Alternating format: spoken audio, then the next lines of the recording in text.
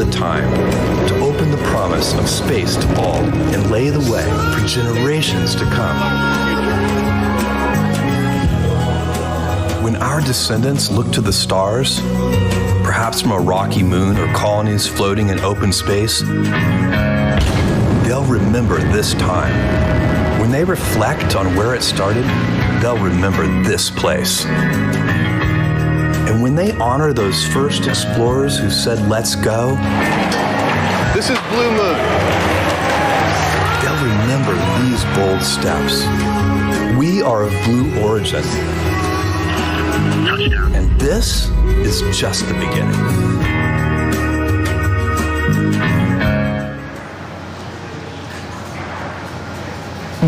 Good morning, everyone. My name is Ariane Cornell, and on behalf of everybody at Blue Origin, I'm thrilled to welcome you to our second human flight. 4 astronauts will launch to space and back on board our new Shepard rocket, which has safely flown 17 successful consecutive missions. I'm joined at the desk today with my co-host, Jackie Cortez. What up, girl? How you doing? Thanks, Ariane. It's so great to be here with you today. It's been amazing to be down at Launch Site 1 the past couple days, meet the crew, see the team hard at work, and shortly we'll have 4 newly minted astronauts, so that's very exciting as well. A big morning. So glad to have you here with being my partner in crime for the day. Okay, let's get into it. You're going to notice here that we're on a new set. The same winds that delayed our launch just a day also affected our outdoor set. So out of abundance of caution, we decided to move inside just a mile down the road. But we're here in Texas to bring you all the action live. Now, earlier this morning, our astronauts arrived to the Astronaut Training Center. We've got a little bit of footage of that. Let's check it out.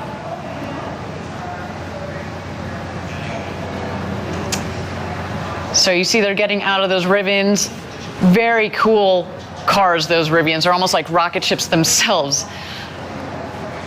And everybody in good spirits this morning, waving. They got that astronaut energy. They are ready to go to space and back, indeed. And there they go inside the Astronaut Training Center. That's where they've spent the last couple of days learning from our crew member 7, Sarah Knights. And we'll go through all of the training that they also have gone through. It's been a big couple of days for them, but I know that they feel prepared and ready to go. All right, that's some good stuff. We've got 4 incredible individuals on the rocket today, all of them inspiring in their own ways, and all of them focused on inspiring others. As noted, today we are flying customers Chris Boshuizen and Glen de Vries, Blue Origin's Vice President of Mission and Flight Operations, Audrey Powers, and of course, cultural icon William Shatner. Well, of course. And with regards to Mr. Shatner, many of us pursued the space industry, myself included, and joined Blue Origin because of early inspiration from watching shows like Star Trek. So this is a pinch me moment for all of us to see Captain James Tiberius Kirk go to space. Really? And maybe for today, we'll need to rename our capsule from the RSS First Step to the RSS Enterprise, but just for today. Well, let's see if the Twitter picks that up. By the way, you know it's serious when you use somebody's middle name. Right. It is real. Captain Kirk is going to space today. Now, every mission on this journey is important, and every mission will be unique. So far, 593 people have gone to space up to this moment, but today, we will send numbers 594, 595, 596, and 597 to space and back. And next year, we're expecting several missions more. Every mission with humans on board is an incredibly inspiring shared experience. For example, today, we know Star Trek fans around the world are rejoicing that their beloved Captain Kirk is really going to space. And Audrey Powers, she represents all of us here at Blue Origin and everybody who works in the space industry that shares this collective dream of one day going to space. Absolutely, present company included. Yeah, absolutely. Ariane and I would love to be out there. We wanted to take a moment to remind everyone that this is just the beginning of a cultural shift in our history with the work Blue is doing and the work being done across the entire space industry. We live in an incredible era where people will go to space and from up above, they'll get to see the fragility of Earth. While we can't predict predict how that will change us, it's likely that as more and more people have this experience that less than 600 people have had to date, there will be a tipping point for humanity's viewpoint of the Earth back here on Earth. That's exactly right, Jackie. And at the center of it all here at Blue Origin is safety. Safety is embedded in everything that we do. Our collaborative environment is grounded in our leadership principles, which are ownership, humility, and technical ambition. And safety has been baked into the design of New Shepard from day one. It's a robust vehicle designed with high margins. We've actually determined the design can handle substantially more than what we see in flights. The crew capsule has the ability to escape at any moment if a booster problem is detected. There are redundant flight computers, separation systems, parachutes, and sensors, to just name a few. That's right, and we have backups to the backups. In many of the cases, we got backups to the backups to the backups. So there's so much redundancy built into the system from the very beginning. And as mentioned, we've successfully flown New Shepard 17 consecutive times successfully, including 2 capsule escape tests, plus an additional pad escape test. All of them gone well. Now, driving all of this incredible success with New Shepard is our Blue Origin team. They are professional operators, fully certified through practice and examination, and the team trains for both nominal scenarios, but of course also off-nominal scenarios. That's right, and actually for over 12 months before first human flight back in July, New Shepard went through many verification and readiness reviews, both internally, but more importantly, outside of the company. We had external consultants with deep experience on NASA human spaceflight programs that were part of these reviews, and unanimously, this team determined that New Shepard met the highest standards for certification.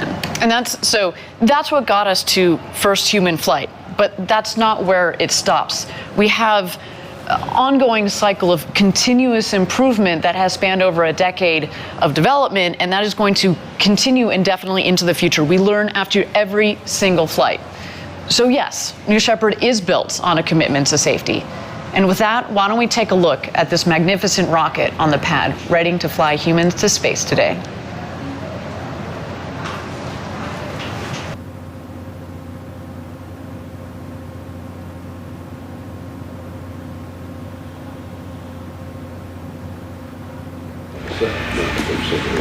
But this is so safe, it's just open in terms of drinking a faucet with enough. And on the other hand, the window goes back where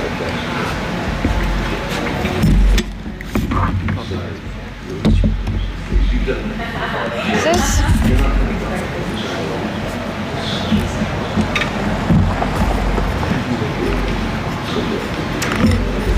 Jackie, we were just talking about safety here at Blue, and to remind people, we're not in a test program anymore. We spent 5 years, over 5 years in fact, testing, and now we're fully into customer flight operations, and safety has never mattered more. For a greater and even better perspective on safety, a couple days ago, I had the opportunity to sit down with Blue Origin's Senior Director of New Shepard Safety and Mission Assurance, Andrew Lake. Let's hear it from him. Andrew, you have such an important role at Blue Origin. So at Blue, when we say safety is a top priority, what does that mean?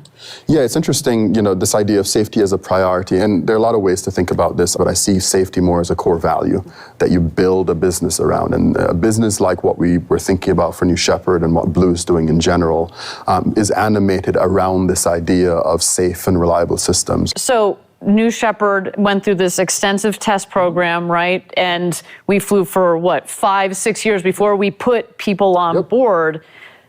How do you know that you're done?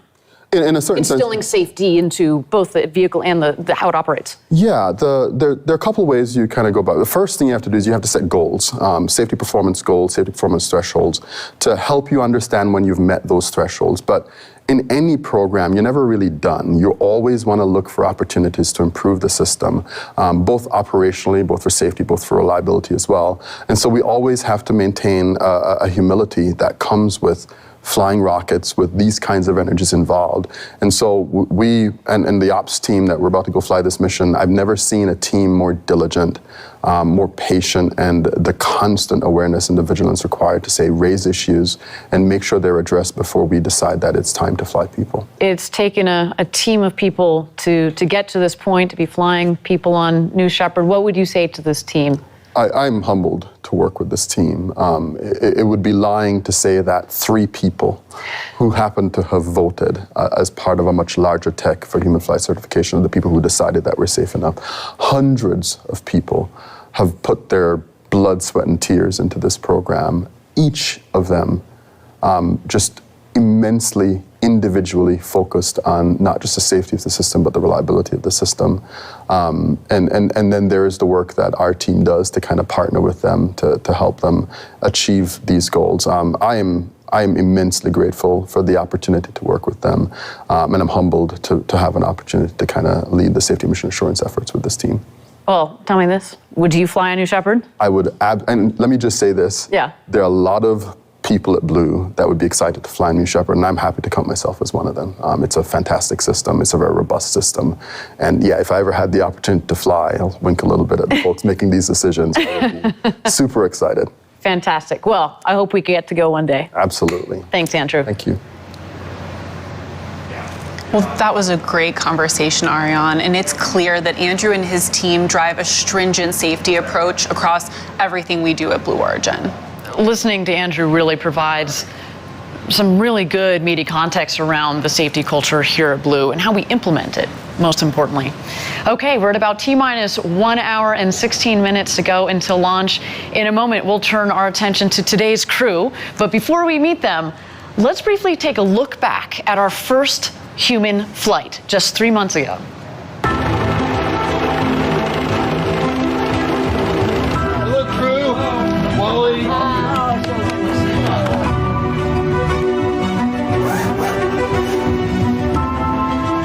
Feels good to be in the flight suit. Getting butterflies in my belly. Crew. Yeah. Welcome to launch day. Amazon founder Jeff Bezos ready for liftoff. Blue Origin tiene previsto enviar a su primer astronauta al espacio. Blue Origin 社の宇宙船New ShepardはNew Shepard, космический корабль Джеффа Безоса, вернулся на Землю. You can see Jeff Bezos realized the dream he's had since a child. Just minutes from now, Jeff Bezos is about to blast off into space, and they are ready to go. The mission comes exactly 52 years to the day after the historic Apollo 11 lunar module touched down on the surface of the moon. 7, 6, 5, 4, command and start. 2.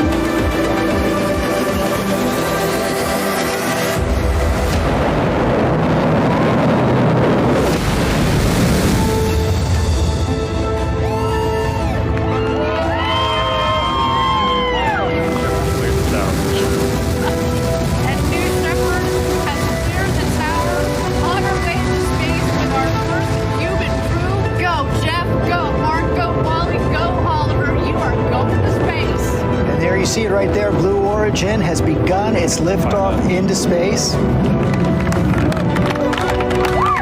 There is MECO, main engine cutoff. A beautiful shot. Look at that view. Oh, wow. Oh, wow. Oh, wow. That's incredible. That's great! Can you move? Hi, Mom! Oh, wow. It does change you. Don't forget to look out the window. Oh, wow. That pinpoint landing, I mean, Anderson, that's a thing of beauty for Blue Origin. This is now the 3rd time that booster has flown to space. Here comes the crew capsule back from space. Here are the mains out. And touchdown. Welcome back, New Shepard.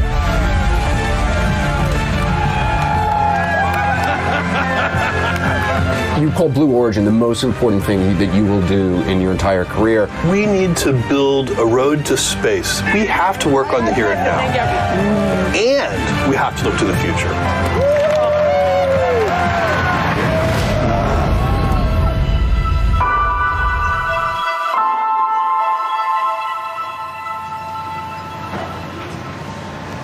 was right here at the desk that day, and yes, it was quite an emotional experience for everybody involved. You know, watching that video makes me feel like I was part of something that was really special. And today we can feel that same great energy. Why don't we meet the crew that's going to space in just 1 hour? Former NASA engineer and the founder of satellite company Planet Labs, Chris Boshuizen, is a flying customer today, and he'll be the very first full Australian citizen to go to space. Chris is in seat number 4. Another customer flying today is Glen de Vries. He's the co-founder of medical company Medidata. And fun fact, there's actually a website called Is Glen de Vries in Space right now? And over the last couple of days, or until today, the answer was no. But today, it says yes. That's super cool. Glen is in seat number 6. And in seat number 1 on the capsule today, someone very near and dear to Ariane and I's hearts and everyone at Team Blue is Audrey Powers, Blue Origin's Vice President of Mission and Flight Operations. She is truly one of the space industry's shining stars, and we're absolutely thrilled that she's on today's flight. And by the way, Audrey's a pilot, but today she's going to get a little bit of an upgrade to astronaut. So that's also great. That's a mean upgrade. And last but most certainly not least, here's the great William Shatner. He's been in the zeitgeist for over 50 years and is flying to space today in seat number 3. Mr. Shatner is 90 years old, which, having met him, I just can't believe. And as such, he'll become the oldest person ever to go to space. It's a crew capsule full of fascinating people who, in just a short while, will enjoy the ride of their lives. What have they been doing since their arrival here at Launch Site 1? Let's take a look.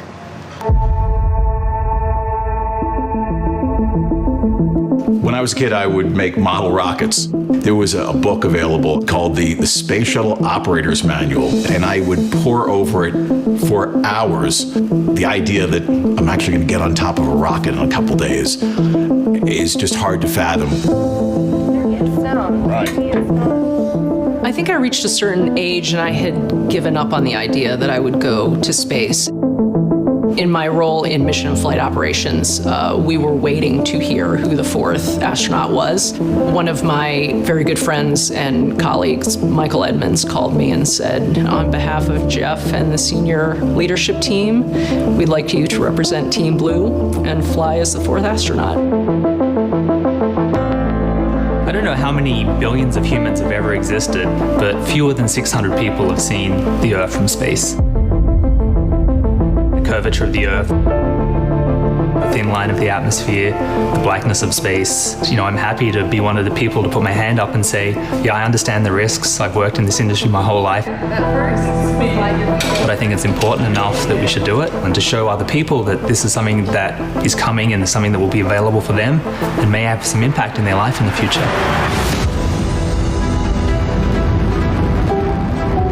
Captain James T. Kirk, I think William Shatner is the best possible co-passenger I could have for this flight. He was obviously a great hero of mine and many, many, many other space people. Having played the role of Captain Kirk, everybody assigns me the knowledge that a futuristic astronaut would have, but I've always been consumed with curiosity, and it's the adventure that I feel so good doing. I was teary-eyed at this opportunity has befallen me. It's one of those moments where your life just flashes before your eyes, you know, like the Air and Space Museum when I was 6 and when my parents bought me that telescope, working on the space station and getting this job at Blue. Chris and Glen and Bill, it's so great because they're great people. It's a wonderful feeling now knowing that our names will be linked forever. That's really good.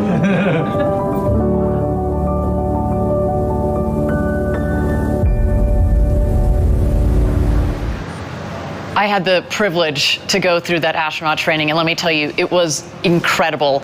And I know that our 4 astronauts today feel very prepared for their journey to space. I have to say, one of the best things, obviously, they make you feel very comfortable with the rocket, with the team, but most importantly, you yourself feel prepared, like you can do that flight to space and enjoy it. Yes, and I'm still very jealous that you got to do the astronaut training. I know you try and downplay it, but I saw those Blue Origin blue cocktails at the Astronaut Village, and I think it was very fun, and I'm still jealous. It was. We can have the cocktails together. Well, getting back to today's launch, let's set the stage for how things are going to unfold today. Coming up shortly, at just around T-minus 54 minutes, we'll join our astronauts inside the Astronaut Training Center for a tradition that began on our first human flight, the coin ceremony. This is where our crew member 7, who's responsible for training and flight safety, presents our astronauts with this very special coin you see on screen to fly with them today. Quite a unique and well-earned keepsake for each of today's crew members. That's right, and from there, Capcom, or Capsule Communicator, will signal it's time to begin the astronaut load-in process. That's at T-minus 45 minutes. Now, Capcom is crew member 7's other half. On this mission, Capcom is Kevin Sprague. There he is, getting ready for flight. And Sarah Knights is our crew member 7. So for those of you that tuned in for our first flight, they have basically swapped roles for the day. Both of them extraordinarily well trained in both of those roles, and they're both outstanding people to be guiding our astronauts to space and back. All right, we're gonna, I look forward to hearing more from Kevin, actually, because he's got some great words to share with our astronauts once they're on board the capsule and, of course, through their flight. Yes, and let's step through some milestone moments that are going to unfold right after the coin ceremony. First, at around T-minus 44, we'll get that go for astronaut load. At this point, our astronauts will board those Rivians that Ariane mentioned earlier. They definitely look like spaceships, especially with the juxtaposition of the desert here. Once they're in the Rivians, our astronauts will drive down the road to space, out to the launch pad. It's about 2 miles. And once they get down there, of course, it's photo time, because if you didn't take a photo, if it's not on the gram, it never happens. It's not on the gram, you didn't go to space. So they'll get their crew photo at this point, and once they disembark from the Rivians, they'll begin to ascend that tower. I know Captain Kirk and crew probably wish they could be transported into the capsule, but we don't have that technology quite. Our advanced development program is working on it, Jackie. We just have to be patient. I have confidence in them. Once they ascend the tower, they'll briefly be in their safety room at the top, and they're awaiting word to ingress the crew capsule. They'll get all buckled up with crew member 7, and we anticipate about T-minus 29 minutes for that hatch to close. Now, at T-minus 24 minutes, again, we close the hatch, and that's when Kevin Sprague in Capcom takes over, and we move into the final countdown, which of course takes us to the best part, the launch. And that mission ends once the crew capsule safely touches down back here in the West Texas desert. And then it's celebration time. It's champagne showers. Champagne showers. Rocket launches, champagne showers. Right, and we'll have welcomed back 4 brand new astronauts to Earth. Now, today's crew will have a special guest traveling with them during the astronaut load-in process. Our founder, Jeff Bezos, will be with the astronauts all the way up the tower and to the crew capsule. Some incredible moments to look forward to today. Kind of fun to have Jeff Bezos himself, be your chauffeur out to the rocket. That's not too shabby. Oh no, that's a pretty special crew member 8, and we're gonna have to make sure he actually disembarks at the end and doesn't want to try and go up with them again. I know. We know he had a really good time on the first time around. Good thing we got those cameras up there. Okay, Jackie, why don't we take a quick breather here, and let's check out New Shepard on the pad as she gets ready to fly to space and back today with our second human spaceflight crew.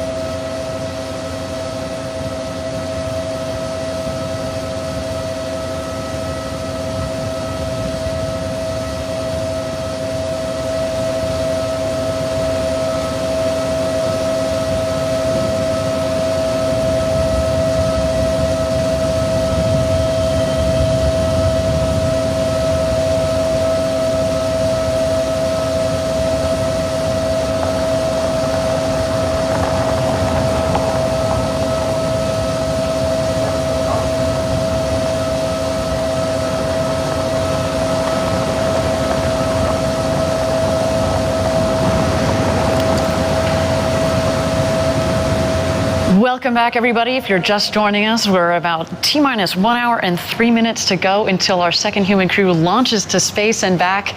In just a few minutes, we are going to bring you the special coin ceremony that we noted earlier. But before we do that, why don't we talk about the road to space? Today is all about New Shepard, but down in Florida, we're hard at work building our orbital rocket, New Glen. This is the rocket that will pave the road to space. We took the first huge step with first human flight on New Shepard, and New Glen is going to be the next huge step for Blue Origin. You have to put the infrastructure in place to give us a road to space where we could actually maintain a permanent presence in space. And New Glen is the key to all of that. The scale from New Shepard to New Glen is humongous.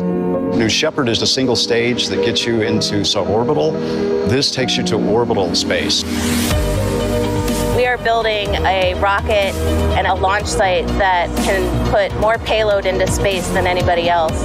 We're going to be launching, Blue Origin developed payloads, lunar landers, and human space flight. The scale of what's coming with New Glen is just unbelievable. This is a huge vehicle.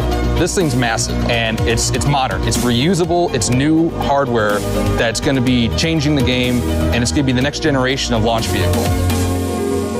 We're in the space coast of Florida, where all the action is, where the history of human space flight started. It's been amazing to watch this launch site grow up. First started here, it was a couple equipment pieces here and there, but now it's flourishing. It's super exciting. It's a huge job to bring a rocket like the New Glen together. It only happens with diligent teamwork. It's a lot of dedication from a lot of teams across Blue.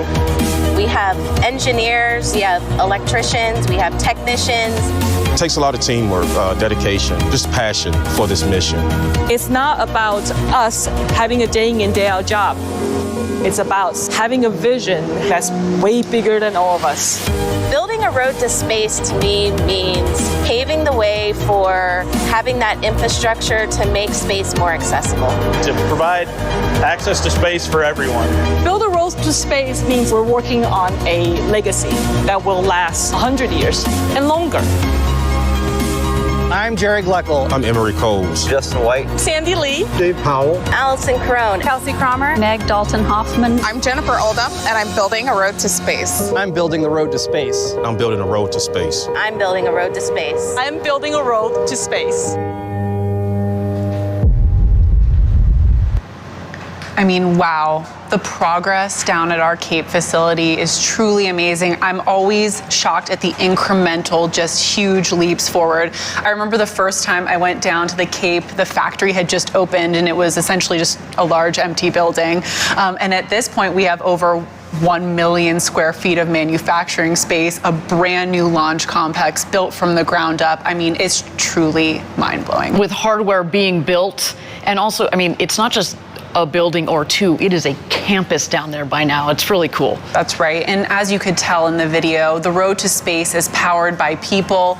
If you'd like to be one of the people building that road, we're growing and hiring across all of our groups here at Blue Origin. Come work with some of the smartest people solving some of the toughest and most interesting challenges. Please visit our website for more details. And Ariane, it was great to see some of that progress on New Glen. Of course, we're taking lessons learned from New Shepard, applying them to New Glen. And New Glen is powered actually by 7 of our BE4 engines, that Blue Engine 4. And here's Blue Origin's BE4 Propulsion Test Engineering Manager, Sophia Porter, to talk all about propulsion. This is Launch Site 1, and specifically the test stand behind me is Zeke's, the Extreme Engine Experiment, which is the home of the BE4 rocket engine. BE4 is a reusable orbital class rocket engine. So we've really focused all of the design and development of BE4 around reusability down to the smallest details. And here at Zeke's, we learn every day in development about the engine. We test it out to make sure that this engine is capable of delivering payloads to the precise orbits that our customers require. We have 2 test cells that are equally capable here at Zeke's, and once those engines are installed, we perform all of our checkouts, we install our ground-based sensors, we run a series of tests, and then we ship the engines off to their next destination. The individuals who are the life and breath of our site, our engineers, our technicians, our safety and quality and administrative staff, they come out here to make rocket test operations and launch operations a reality.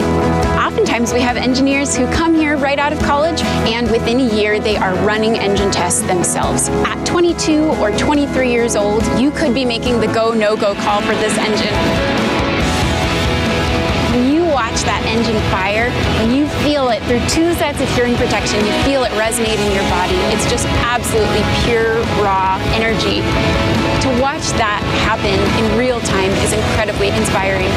And I can only imagine when we watch the rocket actually fly is going to be absolutely an indescribable feeling.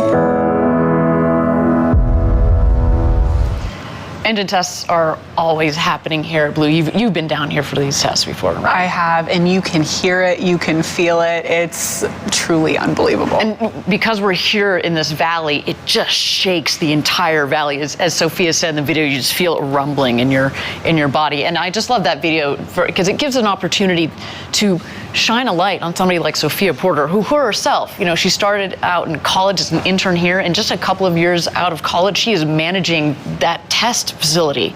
I mean, that is a big deal, and that's the type of stuff that you get to do here at Blue Origin. Here's one of her beautiful tests that we had going on down in Texas that just happened just a couple of days ago. It's a beautiful pic.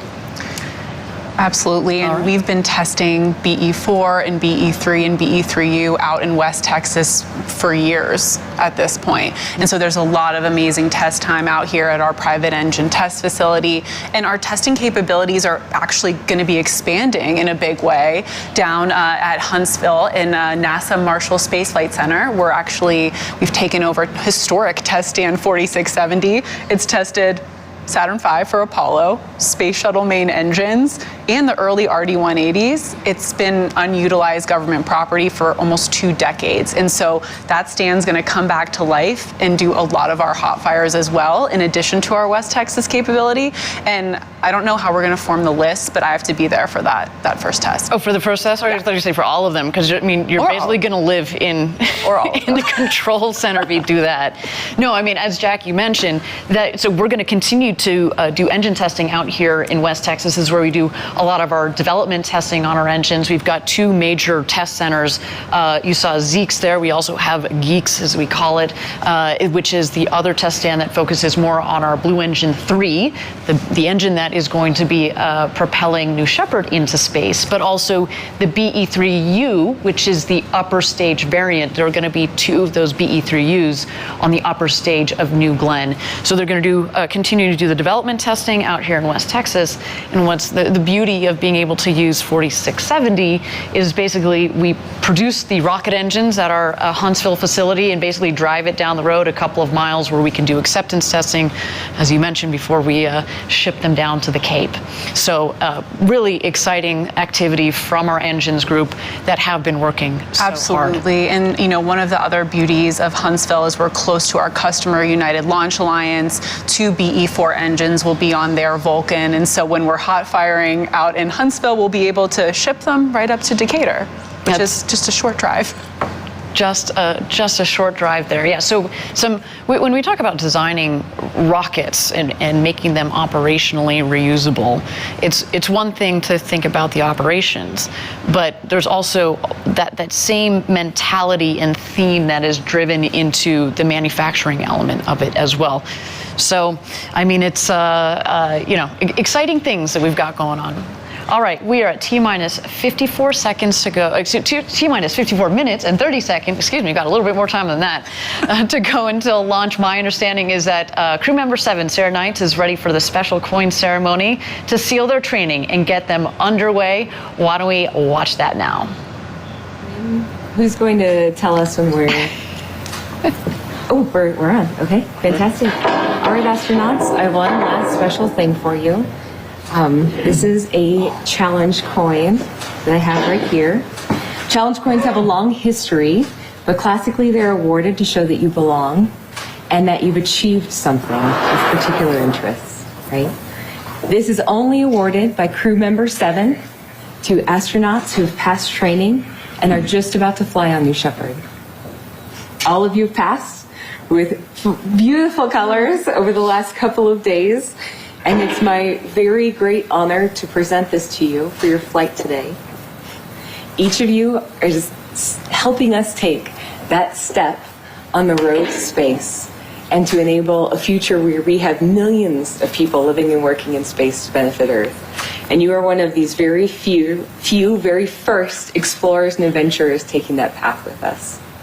So I am giving this to you today so you can put it in your flight suit pocket, take it with you on your historic journey as you go up. And with this, you are go for launch on New Shepard.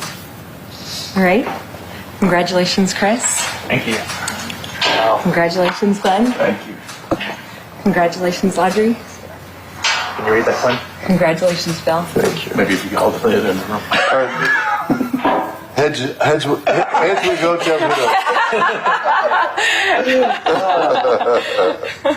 That's beautiful. You'll be known in history for taking a pioneering first step. Well, that was really special to watch. And incidentally, once that crew flies past the Kármán line, that internationally recognized line of space, they'll be recognized by the world as astronauts and will soon be receiving another special recognition item, their astronaut wings. So also flying to space with each one of those astronauts, in addition to the coin they're going to put in their flight suit, is a postcard from Blue Origin's Club for the Future. Each astronaut made their own postcard during training. Yeah, and you can see them here. That art is pretty impressive. I definitely couldn't do that good of a job. My artistry peaked at about age 7. So stick figures are about my ability. There's also thousands of additional postcards flying in the capsule with our crew today. To date, we've flown and returned over 137,000 postcards to all of you out there who've participated. Keep sending them. We'll keep flying them. So while we're talking about Club, we wanted to give you an update on a few of the 19 nonprofits who received a $1 million grant from Club for the Future. In aggregate, these organizations are collectively impacting tens of millions of students each year. And it's not just sparking their imaginations, but it's materially impacting their education and ultimately their passions. And this is done through immersive curriculum, access to experts, and opportunities to fly payloads like on New Shepard, and much more. Why don't we take a look at the latest from several Club for the Future partners?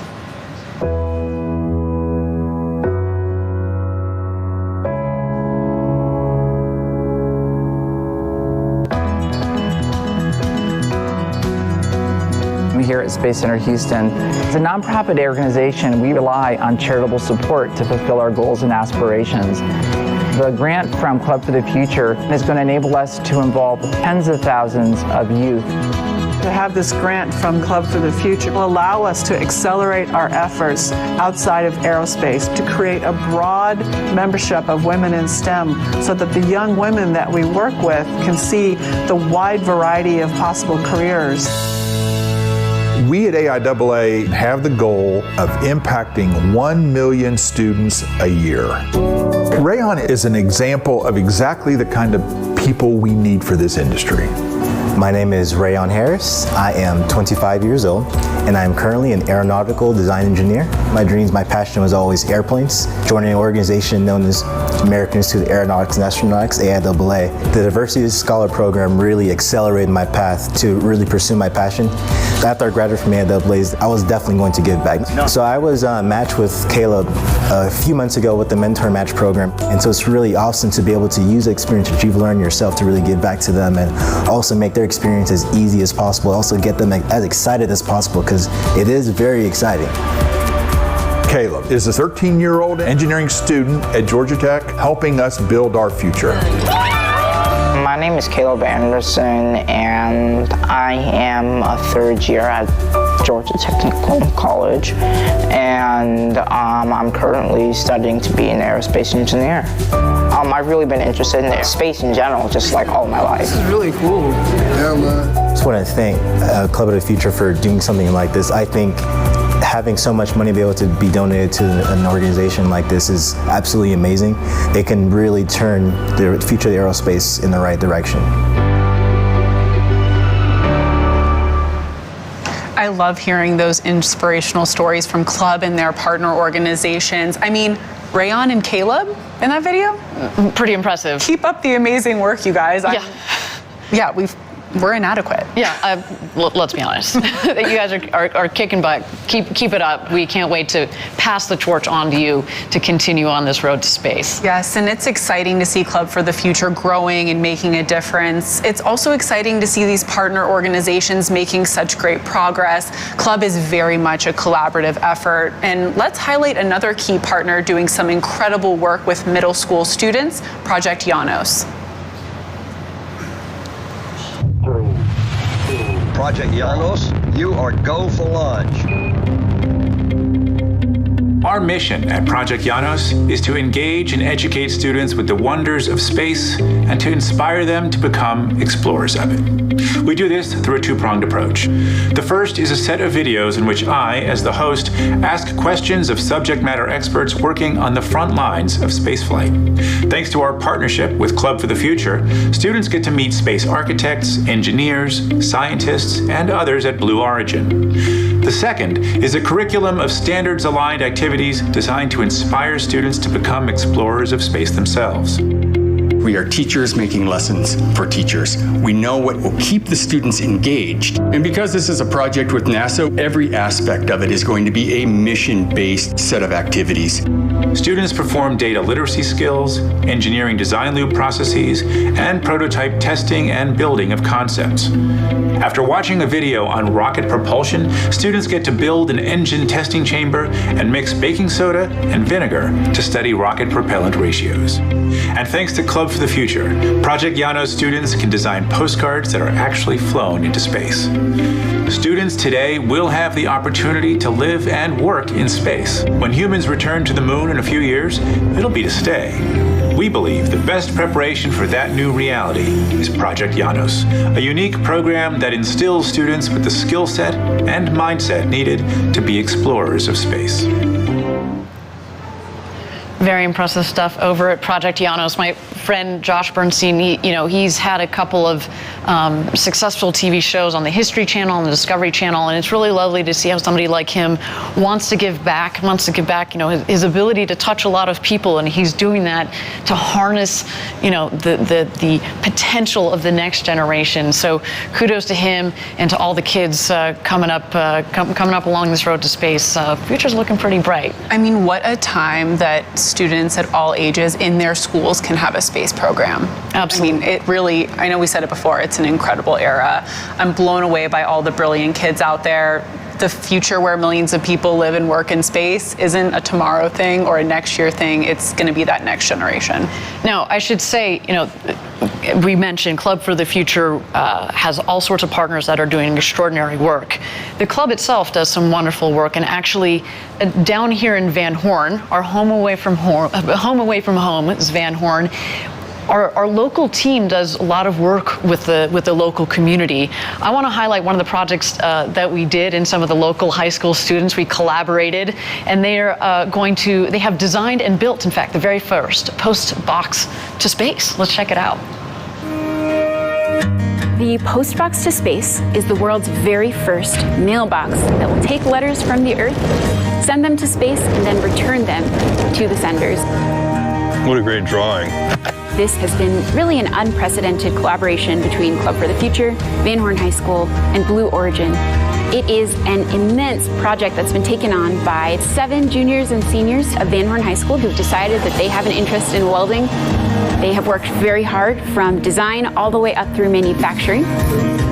Well, we first started off with the cardboard template. After a few weeks of planning and designing, we eventually got into the shop, started welding together the base. We took the rocket kind of design, put some legs on it, and we're gonna make them look like fins. We've had a huge number of Blue employees who've cycled through here to help us out in really substantial ways. It would not have been possible without the support of a large number of Blue Origin folks. It is really great what Club for the Future is doing, that they're even giving us this opportunity to do things like this, coming every week and providing supplies, paint, metal. I learned how to use a torch, I learned how to weld better. I learned a little bit more about the process in designing and mocking up a prototype. truly hope that the students fully recognize how substantial their postbox is going to be as a landmark in Van Horn. I'd like to invite the students to be the very first to use our postbox. Woohoo! And hopefully will be an inspiration to all of the students who come through the school.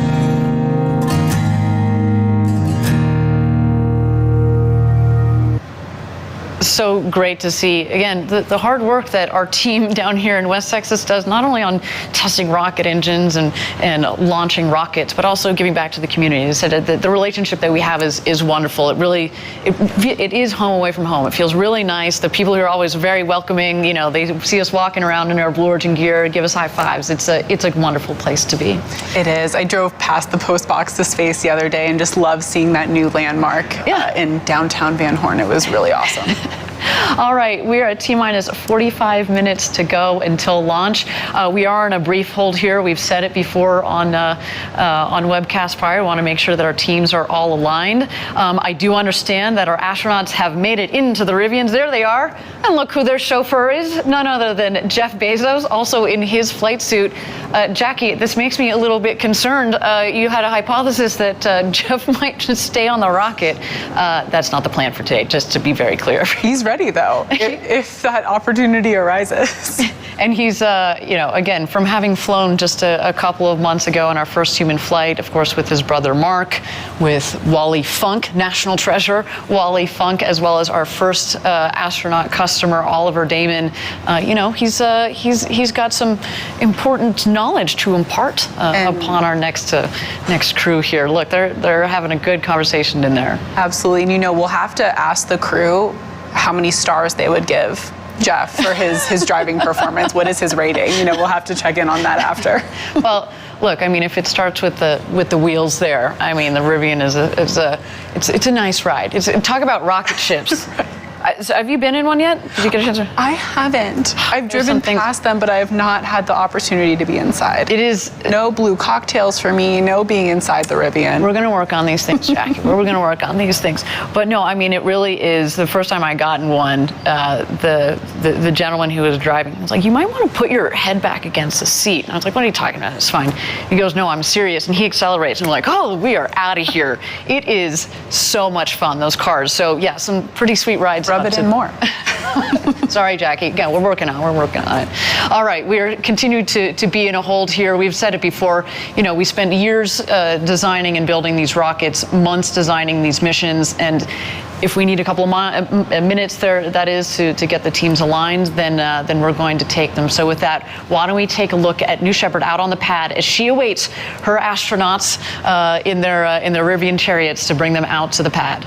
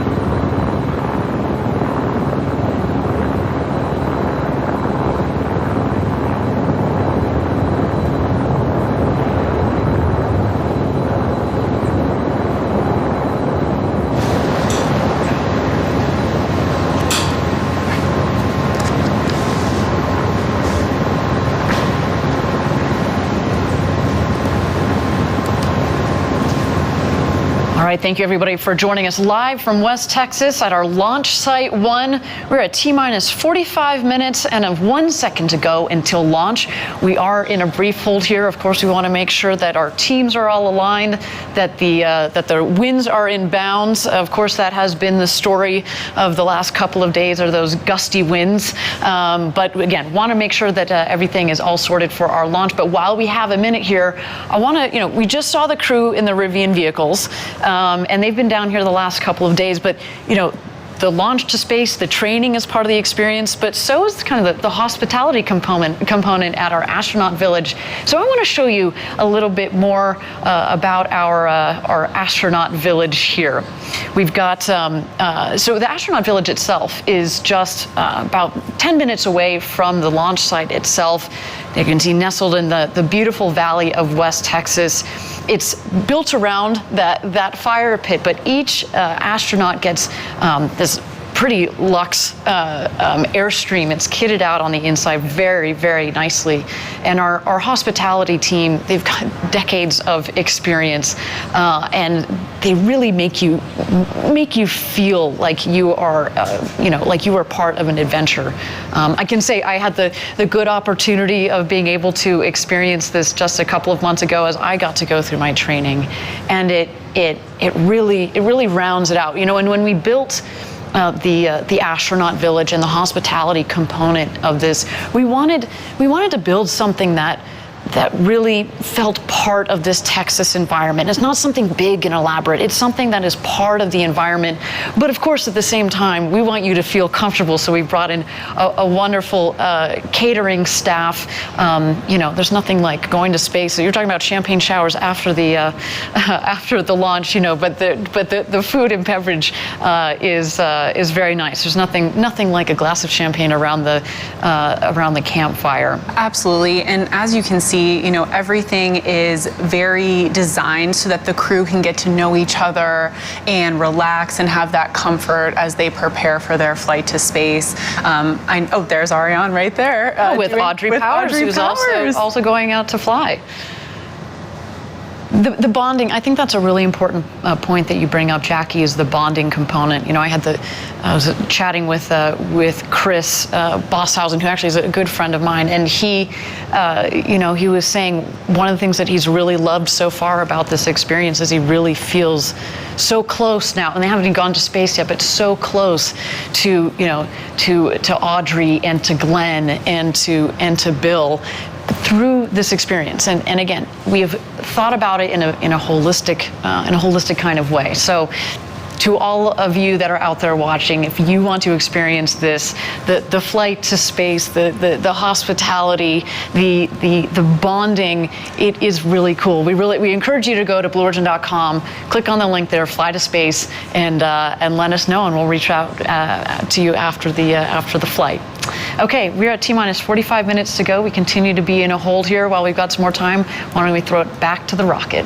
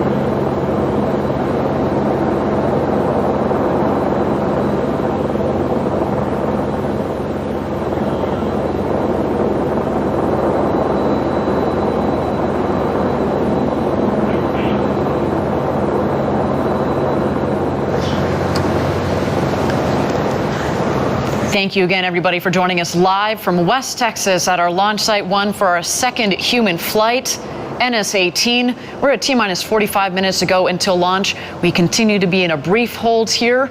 Well, if you got some time, let's continue to watch our beautiful New Shepard rocket as she awaits her astronauts.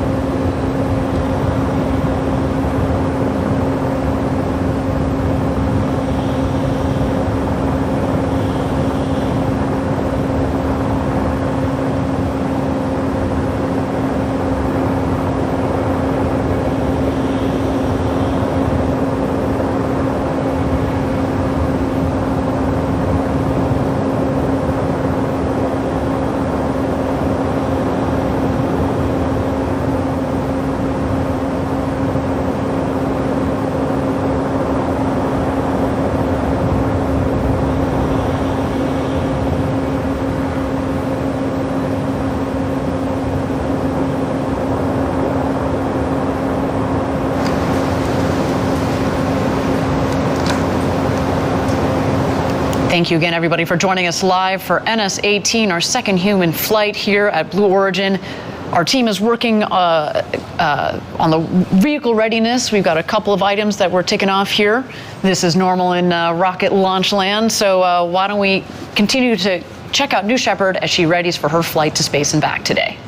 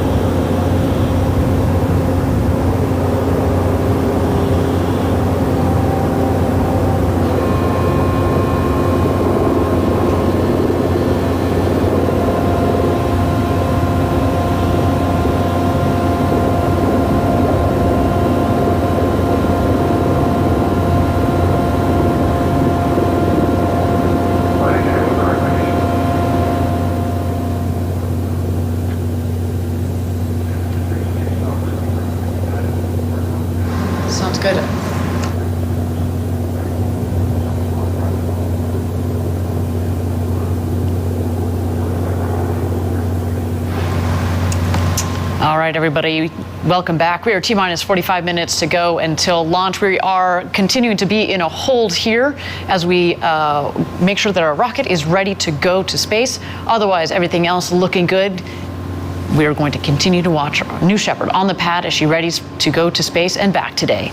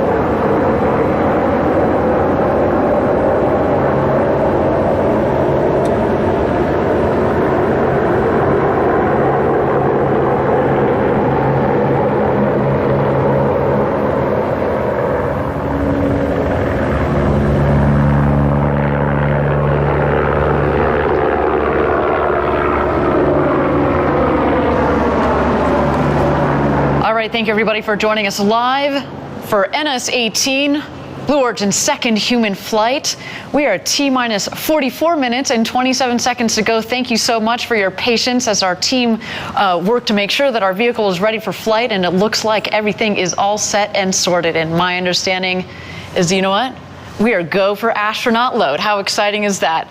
Let's check out the astronauts back in their Rivians here. There they are, ready to go to space. You see in the back left, that is Audrey Powers. In the front right, there's Chris. Smiles and waves. Smiles That's what we and like waves. to see. And there they go, Chris Boshuizen, Glen de Vries, Audrey Powers, and Captain Kirk himself, William Shatner, have just started their journey to the launch pad, into the crew capsule, and off to space. You can just, I have goosebumps. I can feel their anticipation looking at the, this is awesome. Words of encouragement from Team Blue along the way. Absolutely, there to get the cheers and the hoots and the hollers from Team Blue. Once they pass, they're going to drive about another couple hundred yards out to towards in front of the mission control facility there. Get a couple more words of encouragement. That there, in fact, is their friends and family that have flown down here to Texas to watch them go to space and back.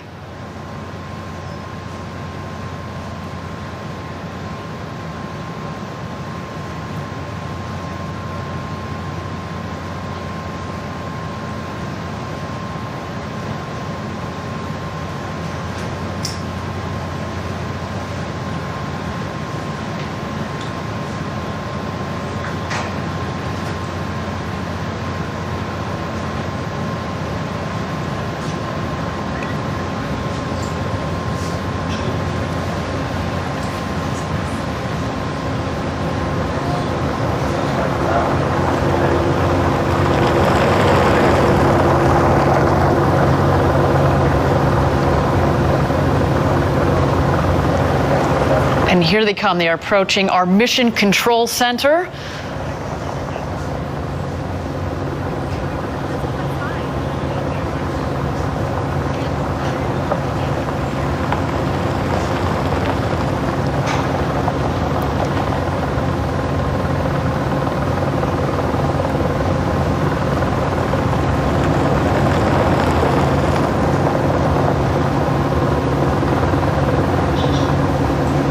And just on the right there, you can see what we call the barn. That is the facility where we keep our rockets. Of course, we've got the rocket out there on the pad, as well as the second rocket that flew just a couple of weeks ago. That one is dedicated to payload flights.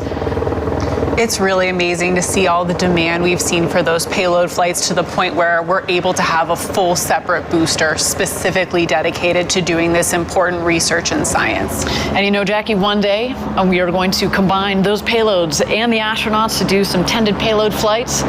Just a wonderful opportunity for many scientists and engineers around the world who want to develop their technology. Maybe they don't need to go to orbital space. They just need a couple minutes of beautiful, clean micro-Gs, and that's what they get with these flights on New Shepard. Now you see the two vehicles have taken a left, and they are on their road to space.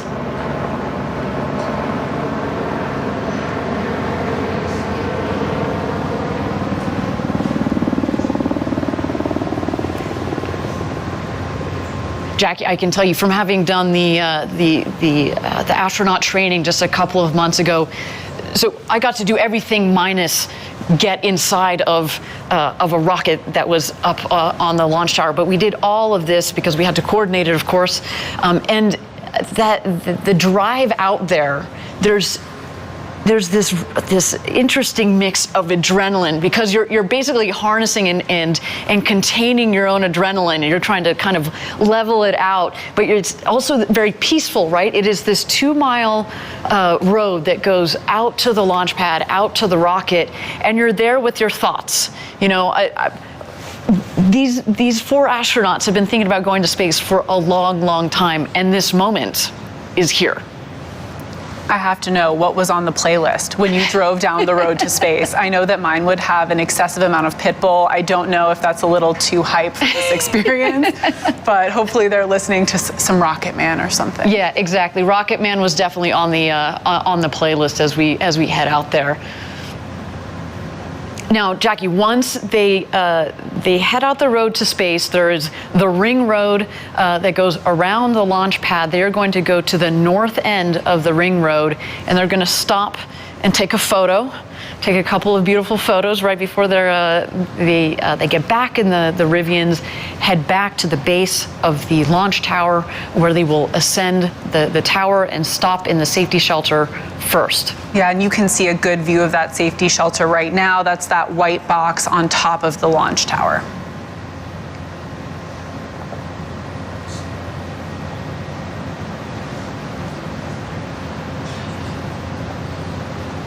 You can tell the pensive look they're all taking in the moment, as they should. I can only imagine being in that. I see all smiles from Astronaut Powers, so that's very exciting.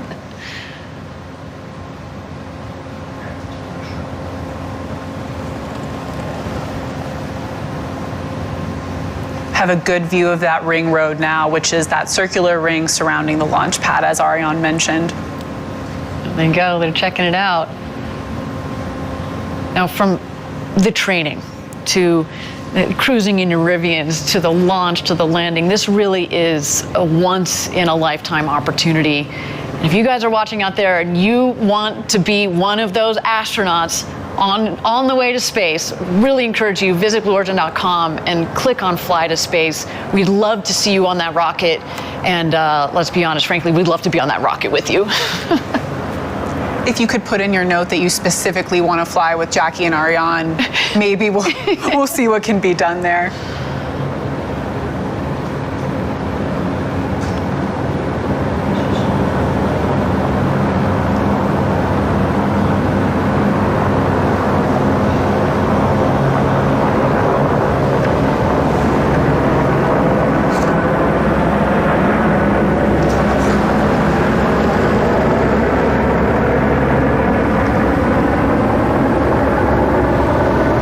Astronauts are getting out of their Rivian, getting those smiles ready for that ring road crew photo.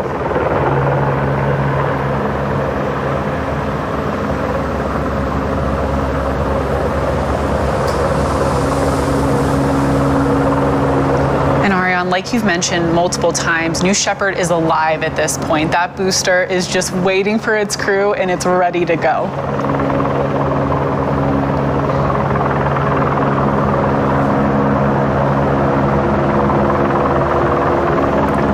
On the right of this shot, you do see Sarah Knights, our crew member 7. She's going to accompany the crew up to the tower and make sure they're situated in the capsule in just a little bit here.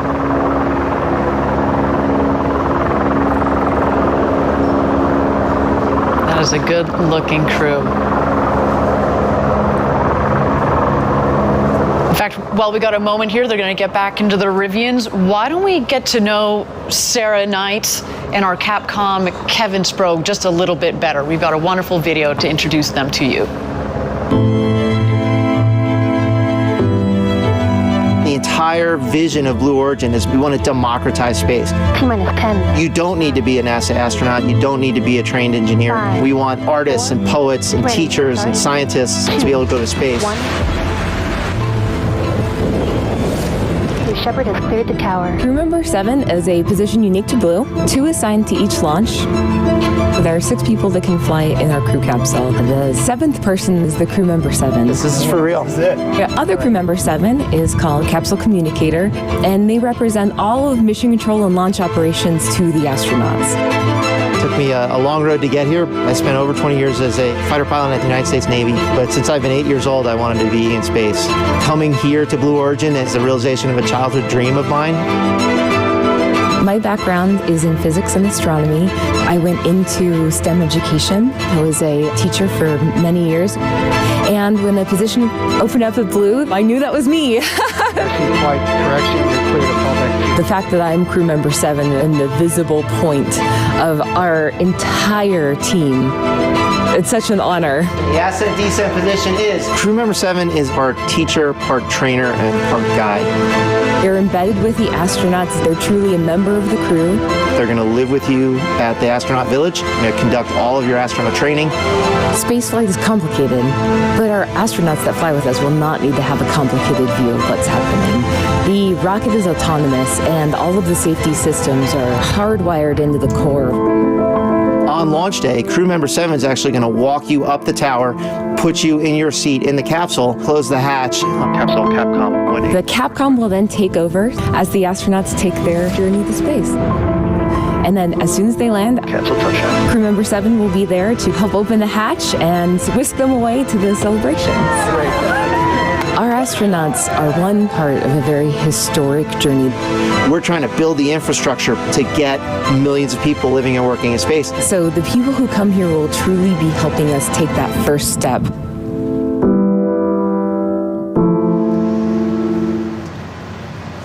They are in wonderful hands with Kevin and Sarah. You can say that again. I mean, you know, with Kevin's military background, that discipline, the rigor. You've got Sarah with her academic background.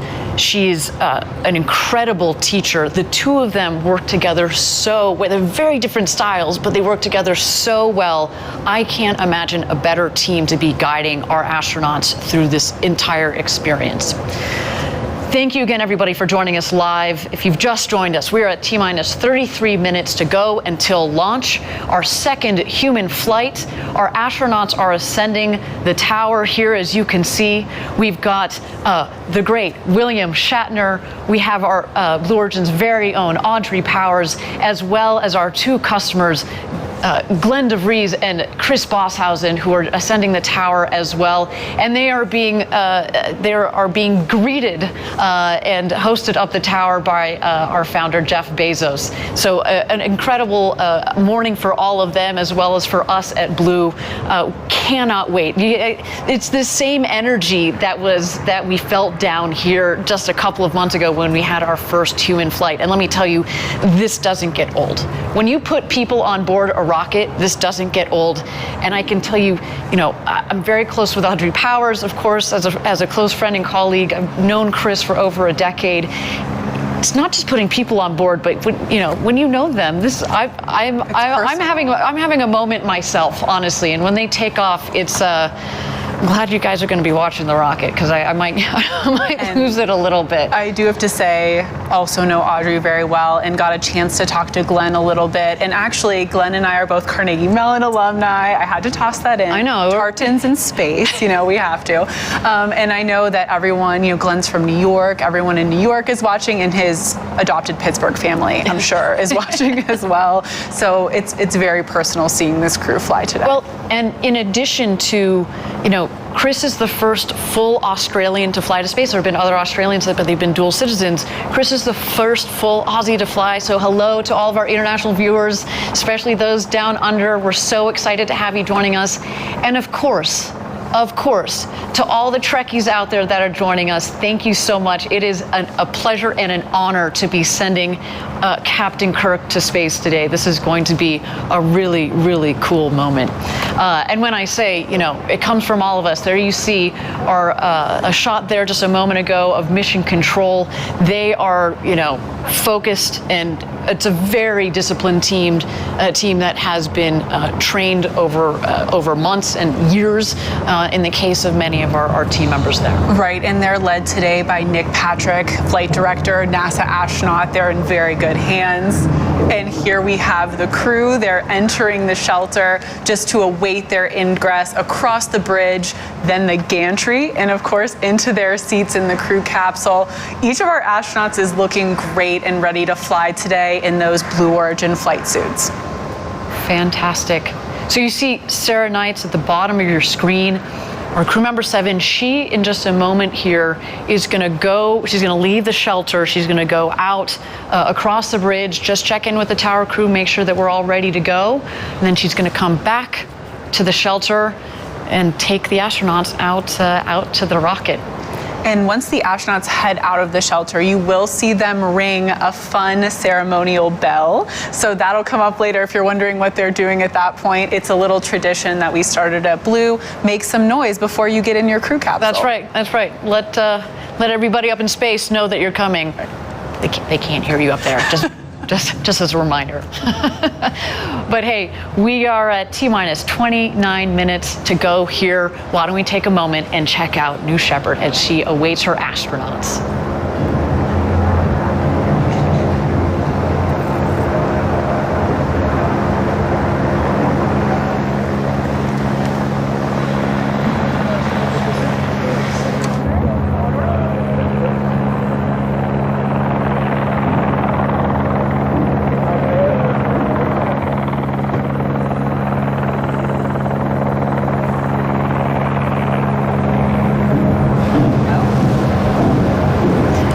And here they go. There's Glen de Vries, Chris Boshuizen, William Shatner, and Audrey Powers. And today's special crew member 8, Jeff Bezos, and crew member 7, Sarah Knights.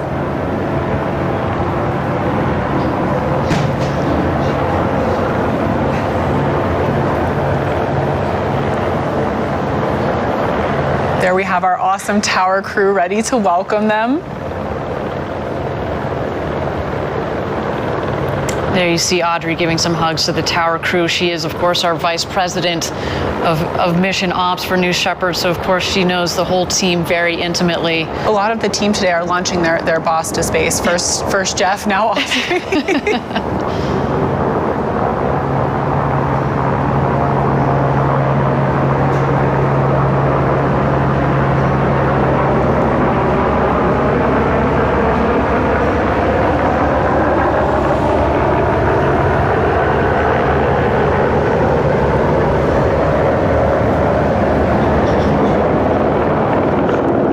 There goes Glen.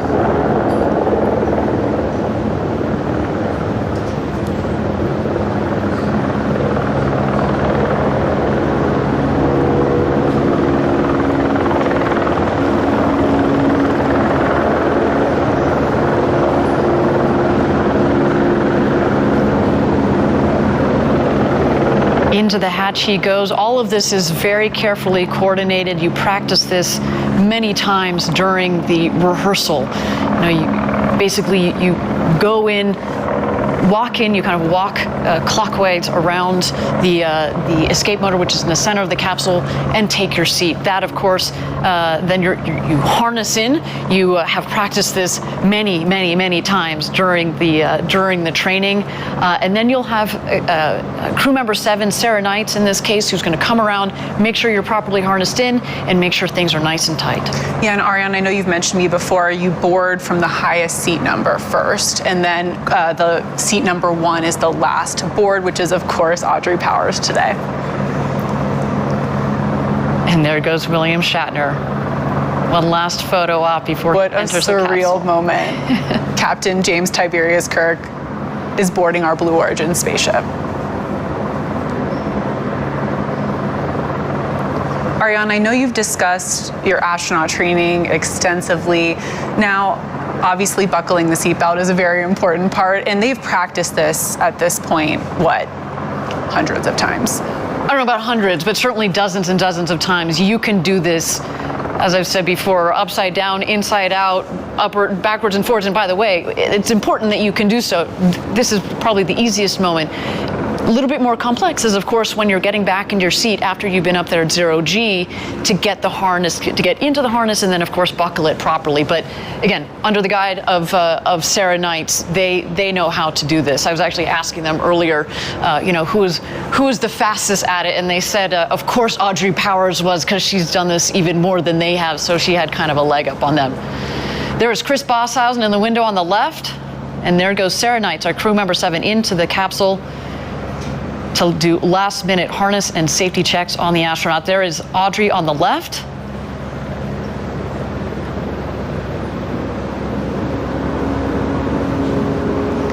Once crew member 7 is, of course, comfortable, that all of our astronauts look at their smiling faces from those big, beautiful windows. Once Sarah makes sure all of our astronauts are ready to fly today and they close that hatch, of course, we'll turn it over at that point to crew member 7's other half, Kevin Sprague, who'll be the voice from above, the capsule communicator.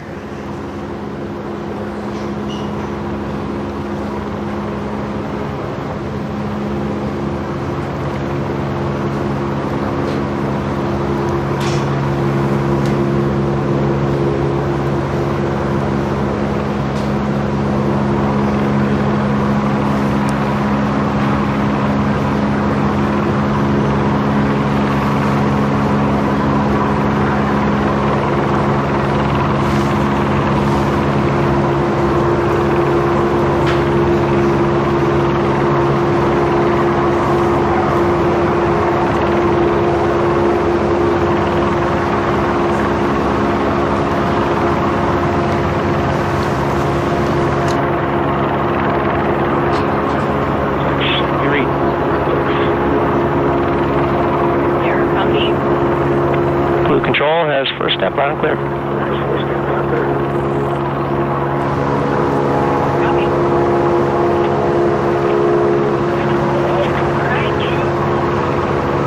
And there you heard some initial communications between Capcom and the capsule. There goes Sarah Knights, making sure the harness is nice and tight. We see just in the corner there the hands of Glen de Vries. Quick thumbs up. 2 big thumbs ups, yes.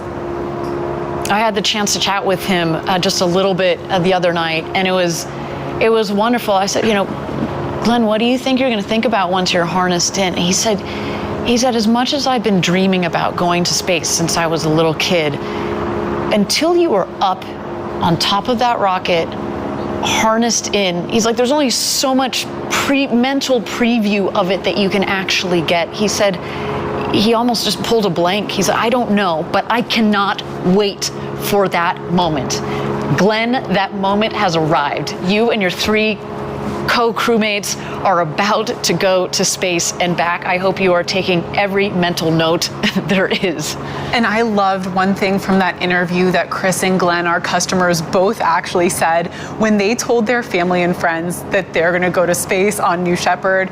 There was pretty much a universal, well, finally. It's about time. It's about time. You've been talking about this pretty much since birth, so we're really happy to hear that this day is finally here for Chris and Glenn, and of course, Audrey and Captain Kirk. Glenn even said, he's like, you know what? I haven't heard from a couple of friends since kindergarten, and they've reached out to me and they said, yeah, you were talking about this when you were 5. Can you imagine? I think Glenn mentioned one of his special guests is his middle school classmate who had to be here to see this day finally happen.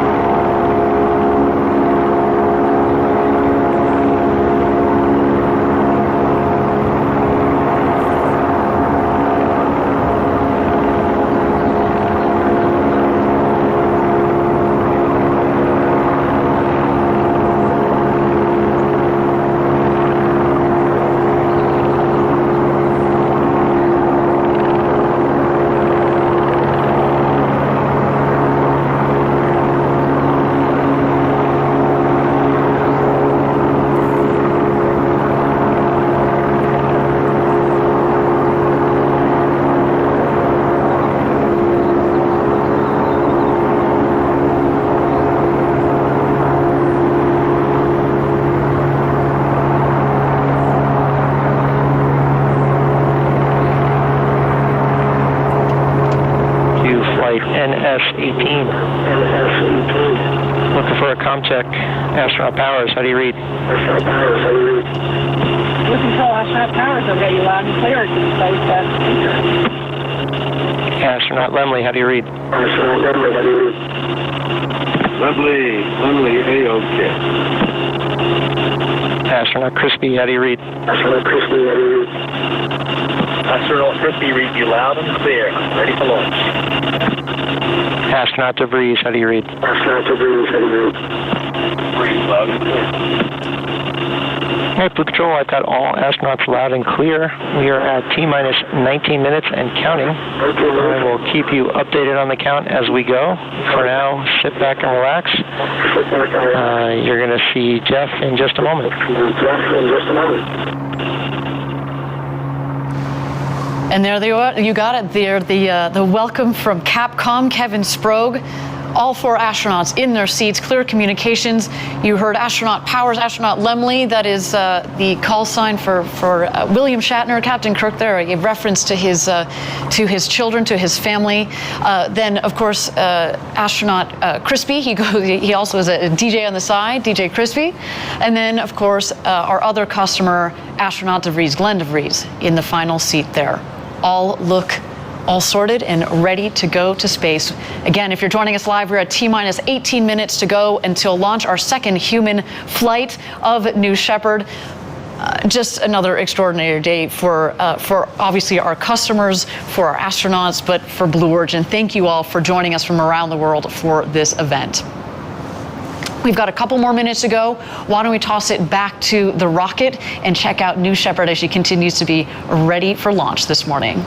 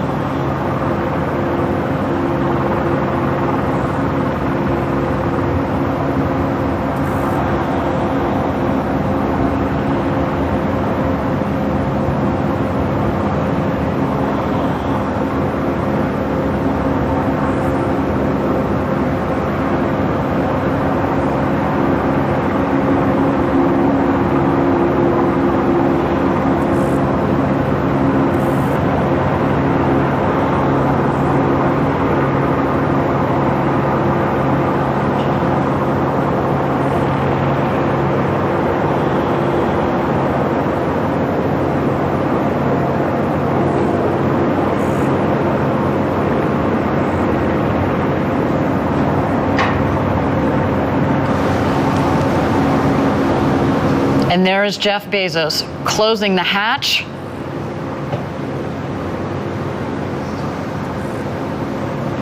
Jeff, of course, now an experienced space traveler himself. I'm sure he imparted some wise words for our astronauts. Of course, he and his co-astronauts on his first flight had a ball up in space, and maybe he gave them a couple of tips on how to toss the Skittles just right. It's all in the wrist. It's all in the wrist. I'm still surprised he got out of the RSS first step. Yes, yes, it's true. We do indeed only have 4 astronauts in there today. I know he had such a good time. That was a question, but no. So there you see him crossing the bridge. Our tower crew doing some final checks on the capsule. The capsule hatch actually has a redundant system in it, so it is closed. They're going to do a pressure test, make sure the seals are all working correctly.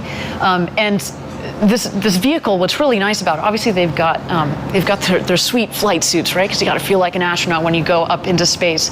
But at the same time, though, it's a pressurized vehicle, so it's a shirt sleeve environment. They don't necessarily need that. What they also don't need is a helmet, because we wanted our customers to get this full unencumbered experience and to be able to appreciate the view. the view and the sounds, or the lack thereof, that is, of space once you're up in space. And so, again, everything about this capsule has been designed for the human spaceflight experience. All right, we are at T-minus 15 minutes to go here. We are in a brief hold. Our 4 astronauts are in the capsule and ready to go. Let's continue to watch New Shepard as she gets ready for her flight to space this morning.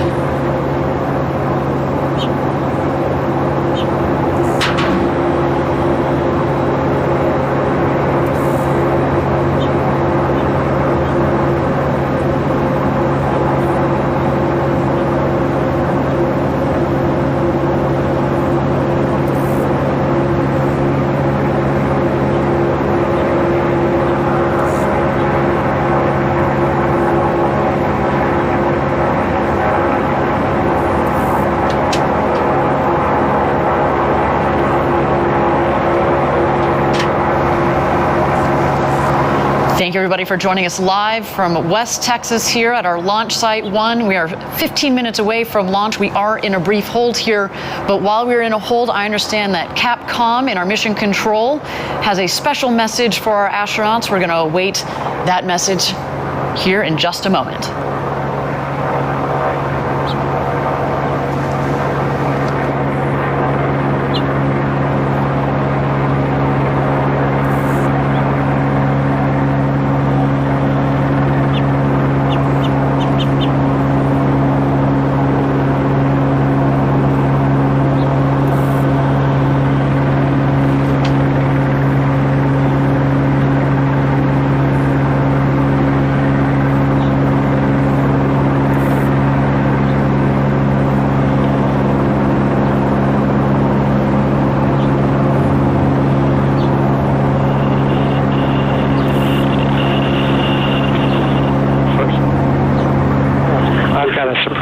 Today. We asked our NS-18 crew to send messages to you before your flight. So I'm going to read those to you right now. New Shepard astronaut Oliver Damon says, "Dear NS-18 travelers, you have probably been playing this moment over and over in thoughts and also quite often in real life in the case of Mr. Shatner. But now the moment is there, the moment you're really going to space, and I can assure you that it will be better than your best imagination. No day passes by that we don't look back on this journey without having a smile from ear to ear. Have a safe flight and enjoy. Greetings from your youngest predecessor, Oliver Damon." Oliver Damon. From the last flight. Oh. You got the kid? The young guy, Astronaut, New Shepard astronaut Wally Funk says, "I hope this flight will be the most fantastic experience of your life as it was mine. Take time to enjoy every aspect of this journey. From liftoff to touchdown. Jeff has done a magnificent job of ensuring the smoothest, most memorable ride, and Kevin and Sarah are top-notch instructors. Becoming part of the Blue Origin family is an honor like none other I have received. Together, let's cross new boundaries and set new records. I will be watching your liftoff with great enthusiasm and sending my best wishes. Godspeed, Audrey, Bill, Glenn, and Chris. Much love, Wally. Much love, Wally. Oh, we love you, Wally. New Shepard astronaut Demo, whose real name is Mark Bezos, has this to say. You lucky bastards.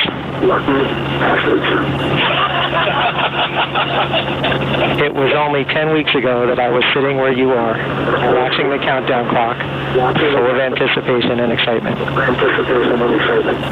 Eager to feel the rumble of liftoff and the majesty of weightlessness. The depth of my desire to fly again is hard to express, so allow me to quote from the classic of the Great American Songbook, Mr. Spaceman, with lyrics by William Shatner.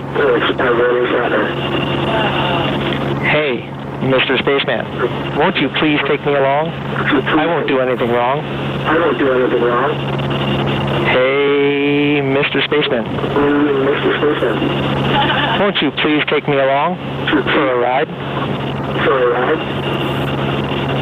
Godspeed, New Shepard. I can't wait to hear your stories. Mark.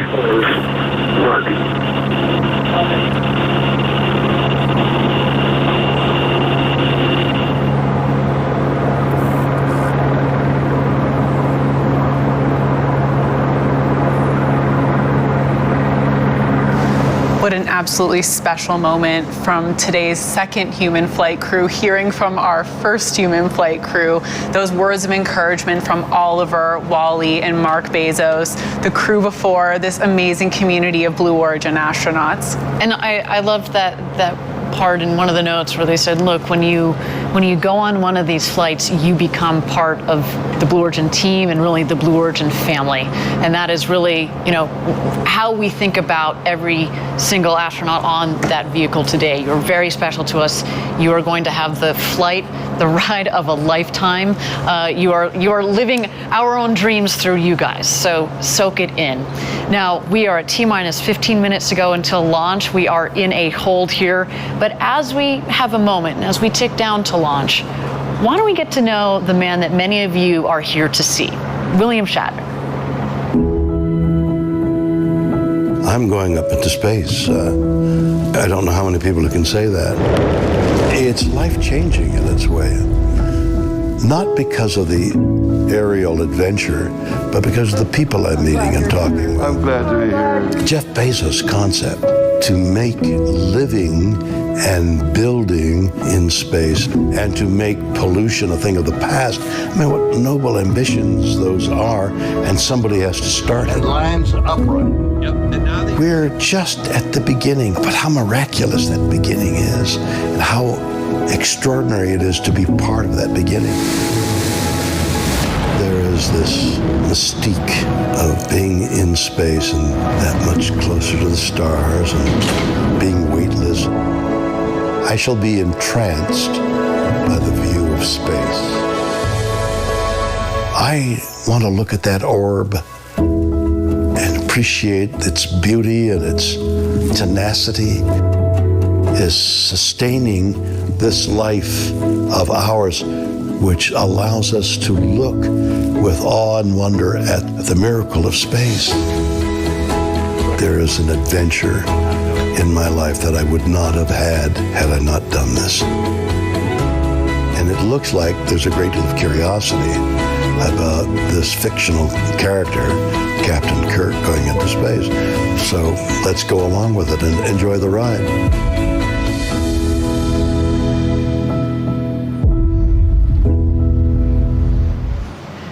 It turns out William Shatner is everything you'd hope for and more. We are just so honored to be able to have the opportunity to send this man to space at the age of 90, no less. Remarkable. He will become the oldest person to have ever flown in space. And I know, Jackie, somewhere out there, Leonard Nimoy is smiling. All right, we're just at T-minus 15 minutes to go. We are in a hold here. Why don't we send it back to the pad, continue to watch New Shepard as she readies for her flight to space today.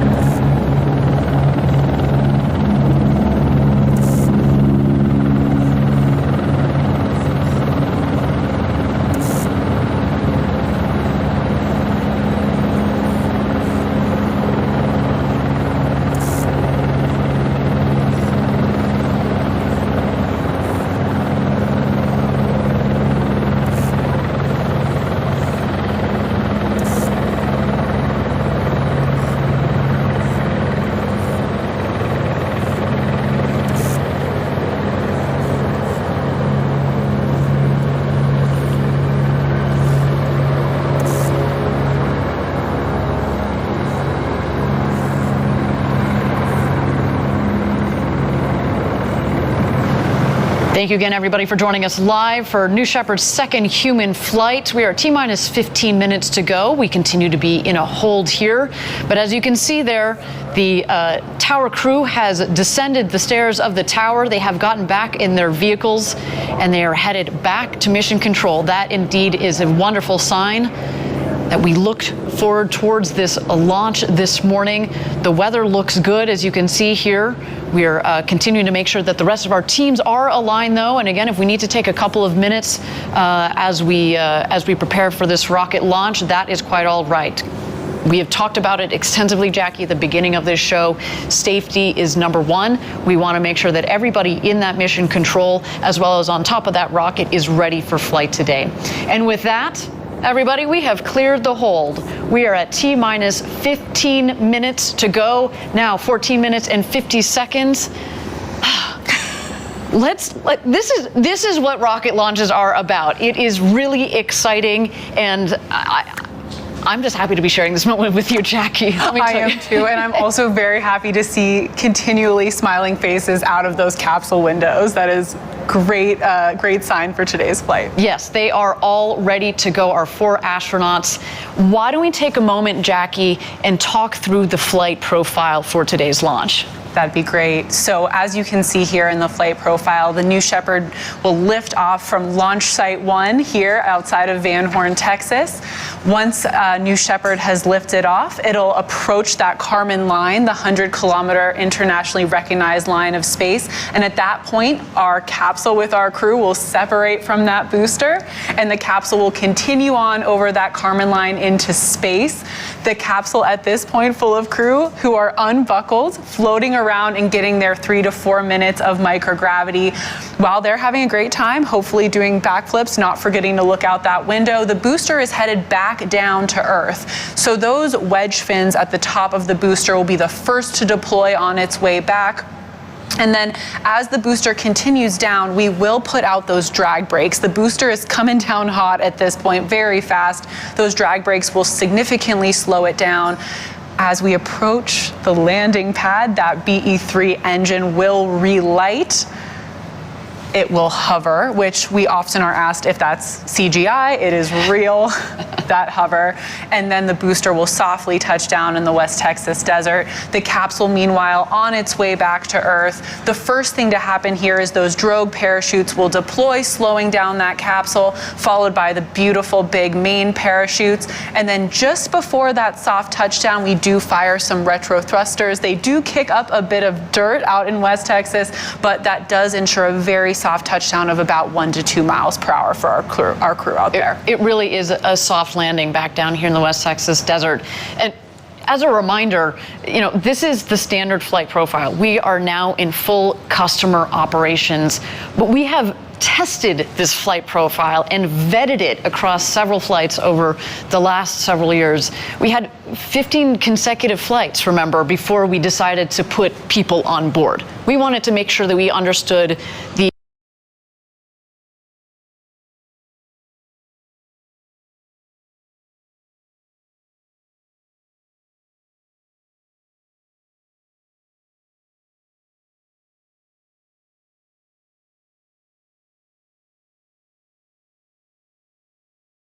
not just the vehicle in nominal conditions, but to really push the envelope and stretch the vehicle to make sure that it was a robust vehicle for our customers. And of course, you heard about how we think about safety and development throughout the culture, but also in the operations, manufacturing, et cetera, from Andrew Lake, who joined us on the show a little bit earlier. All right, with that, we are at T-minus 11 minutes and 50 seconds to go until launch. Our 4 astronauts are in the capsule, harnessed in. We see Audrey Powers on the left. You can't quite see it, but going clockwise, we have William Shatner, then Chris Boshuizen, and Glen de Vries in the capsule, all ready to go for launch as we tick down here. Let's take a moment, continue to gaze at our beautiful rocket as she prepares for flight this morning.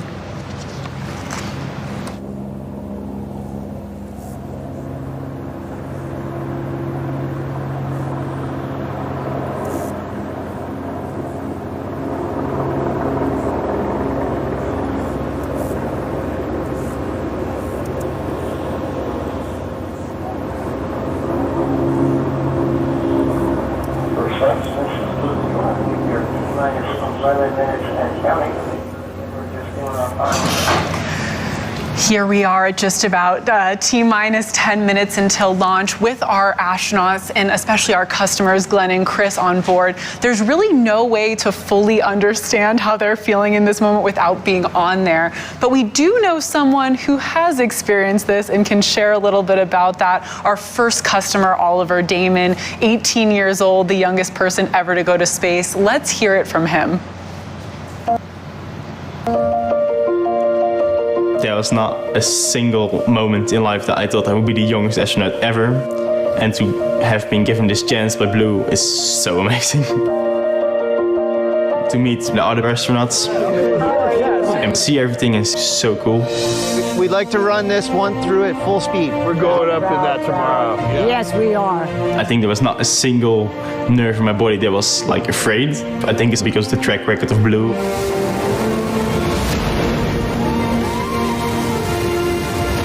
The launch and the power of the G's, like you're going up to the sky. Oh, wow. And of course, weightlessness. Oh, wow, God. Pretty cool. What I've just been through, I've been dreaming about all my life. Let's hope that many, many more people can do this, because this experience you should share with more and more people.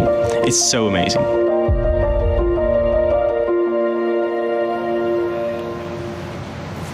Oliver's perspective for someone so young is just amazing. I'm so encouraged by this next generation. I actually did like the part where he said he's been waiting for this his whole life. He's substantially younger than me, so I'm still a little bit jealous of Oliver. We're at T-minus 9 minutes until our second human launch, awaiting the go, no-go poll. Channel 1 and UHF for the go poll for terminal count and launch. Capsule. Go. Booster. Go. Ground. Go. Safety. Go. Capcom. Go. Engineering. Go. This is the flight director on Channel 1 and UHF voice. Booster commence the terminal count. Copy flight. I guess that's it, huh? We're going. Yeah, they're still breathing. As you heard it, we are go for launch, go for second human flight. I am so excited for this crew. Now, earlier this week, I sat with them to discuss rockets and space and the future. Let's get to know our crew a little bit better. All right, guys, you're just a couple of days at this point from going to space. Anybody excited? Yes. A little bit. Something, just a little bit? You are. I am. I'm excited for you guys. I'm Glen and Chris in particular. You have bought these tickets to go to space. Why? Yeah, the ticket is for the view. The ticket is to really get that understanding of what it's like to see Earth from that perspective and feel like we're part of this tiny little planet and this little civilization that frankly has a lot of work to do to make Earth work better, to make it more sustainable. And I want to carry that feeling that we're going to get from that view back down with me and hopefully turn that into making the world a better place. And frankly, I think being able to do that is something that can not just be great for those of us who have the privilege of being able to do this now, but will fuel this industry that will allow us to have as many people as possible on the planet see that, and everybody benefit from the things that are going to come out of space and space technology. Yeah, I mean, this is, for me, for personally a lifelong dream, but I realized that, space is opening up for everyone. This is the beginning of a new era, right? The first 60 years of space exploration were the domain of governments. You had to be a space superpower to send highly trained astronauts into space. And, Glen and I are just regular citizens flying up. It's amazing that this is happening. I think in about 60 years, we'll look back at this year and go, this is the year the doors finally open for the human race to go to space. Fantastic. And Audrey, we both have talked about going to space for such a long time. What do you want to do with this experience? Well, I can't wait to get back to everybody at Blue and have them pepper me with questions. The folks who have designed this vehicle and tested this vehicle and just haven't asked me everything they want to know about what it's like when you're up there. And my nieces are coming to watch this, and they're teenagers, young kids now, and they're just absolutely mesmerized by this kind of stuff. My friends' kids are all, their Girl Scout troops are calling, and so I can't wait to talk to all of them. Fabulous. And well, Bill, we'll end with you. You have inspired so many for so many generations. For the kids and the young people that are going to be watching this launch and who might want to be space explorers one day, do you have any words for them? Well, seriously, the truth of the matter is this whole Blue Origin thing is based on the idea of building industry above the Earth and taking that pollution out of this planet, out of the immediate planet, and putting it up there. That's got to be the future of the Earth, and the Earth is dependent on that and the youth. So the two work hand in hand, and so it's very important that the young people of today know that that up there is the future, and to work towards that for the improvement of the Earth. Fabulous. Well, thank you all for coming on this journey with us as Blue Origin, but thank you for inspiring others, and also as we go forward coming out of this, continuing this inspiration. So thanks, guys. Good luck. Godspeed. Wow, well, some great perspectives from a crew that's clearly more than ready to fly to space today. Well, we are just under T-minus 5 minutes until liftoff, so things are getting real. Things are getting really real, and what I really loved about that video is this crew gets it, right? Every single person on that rocket gets it, how important going to space is, of course, for the ability to have that incredible view and the incredible experience of being in zero G, but also to inspire others and understanding what the road to space is about and why we're trying to ultimately have millions of people living and working in space to make life better back here on Earth. And a big thing they all talked about that is truly so special is, everyone wants to know how those 3 minutes were in space, but they're excited about what comes after, and I think that's just something really special about this crew. Their focus on, like you said, inspiring others after this flight, long after this flight is over. Exactly. All right, so again, T-minus 3 minutes and 50 seconds to go until launch. What's coming up shortly here? So at T-minus 2 minutes, we send the show over to New Shepard. She's a fully autonomous vehicle, which means that from T-minus 2 minutes through launch up to apogee and back down to landing, the rocket is in control of itself. Of course, we have an incredible team in our Mission Control Center that have their eyes glued on their screens to make sure that everything is going well and is within bounds. But we built the rocket to be autonomous for safety. Again, we think that while we've got some pretty smart people in that mission control, the rocket is in fact quicker and faster at controlling itself. So what we're going to see here shortly, the rocket is going to go through what we call the bit checks, the built-in tests. At the base of the rocket, you see 3 of the 4 fins down there. Those are the aft fins. Those are going to move back and forth. We want to make sure that they've got full freedom of movement. Also, what you're going to see at the base of the rocket, you can kind of see, it's a little hard in this image, you're going to see the engine nozzle gimbal. The engine moves back and forth. It also helps with the directional capability of the rocket on ascent, but also especially on descent as it comes in to land on the landing pad just 2 miles north of where it's taken off from. And then, of course, you've seen throughout the morning the rocket venting. It's full of propellant at this point, but we want to make sure that we keep the propellant tanks within bounds, of course, of pressure and temperature. This morning, a little bit easier to do that versus our last flight, which was in the middle of July. It was warmer. It's actually a nice balmy morning here down in West Texas. But again, we've got our team who have their eyes on their computer screens, making sure that everything is within bounds.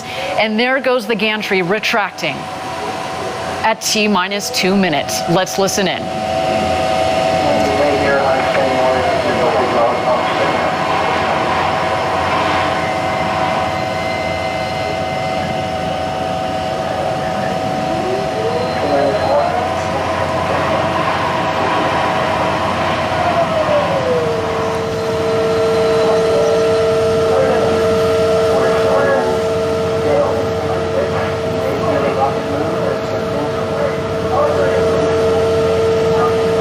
There go the aft fin checks at the base of the rocket. Our astronauts can feel that. They are sitting at the top of a 60-foot rocket, about 20 meters tall.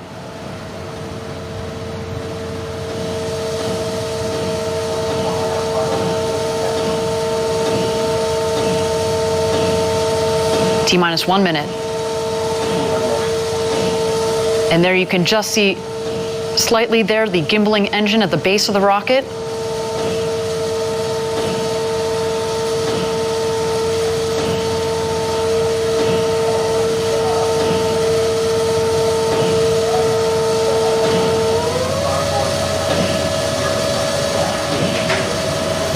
All right, everybody, Chris Boshuizen, Glen de Vries, Audrey and William Shatner are about to go where very few humans have gone before. Ladies and gentlemen, it's time to launch this rocket. Godspeed, New Shepard.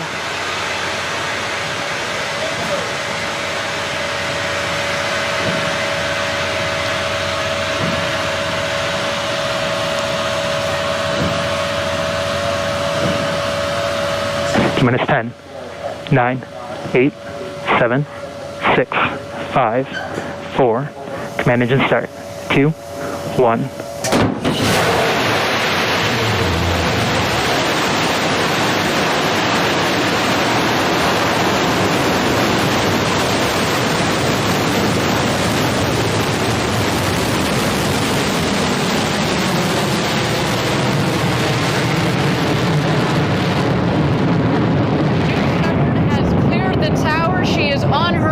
With the second human spaceflight crew.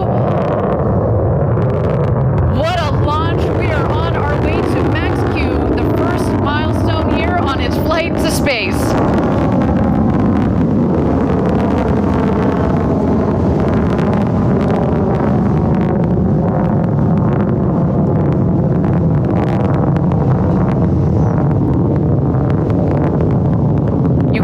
Obviously with the altimeter at the base of the screen as well as the speedometer. They are gaining speed on their climb to space. We have confirmed max Q. This is when the aerodynamic stresses on the vehicle were at their maximum.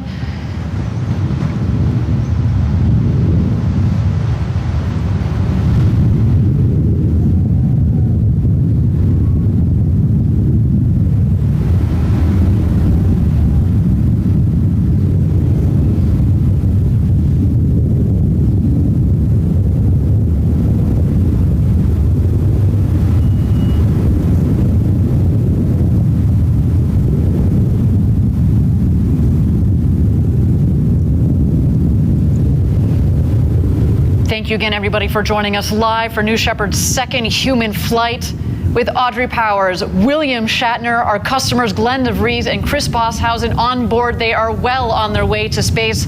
So far, a nominal flight, a clean burn on our Blue Engine 3. New Shepard giving them a beautiful flight to space this morning. The rocket is climbing towards an altitude. We're aiming just over the Kármán line, the internationally recognized line of space of 100 kilometers. That is about 328,000 feet. And a gorgeous view down the rocket. And now we've had main engine cut off. The BE-3 engine has shut off. And in just a moment, we're going to separate the capsule from the booster. And at that point, our astronauts will have the opportunity to get out of their harnesses and enjoy the beauties of zero G. Let's wait to listen.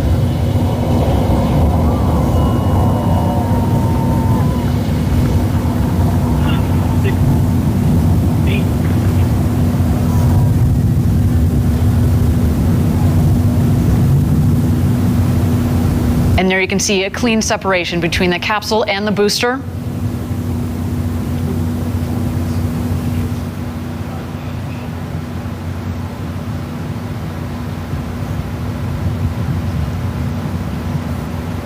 And there you can see the capsule from the top of the booster. They are continuing their ascent over the Kármán line. You'll know when they hit apogee, when the speed hits 0. And there they are, over 328,000 feet, over 100 kilometers. Welcome to space. The newest astronauts on board our crew capsule.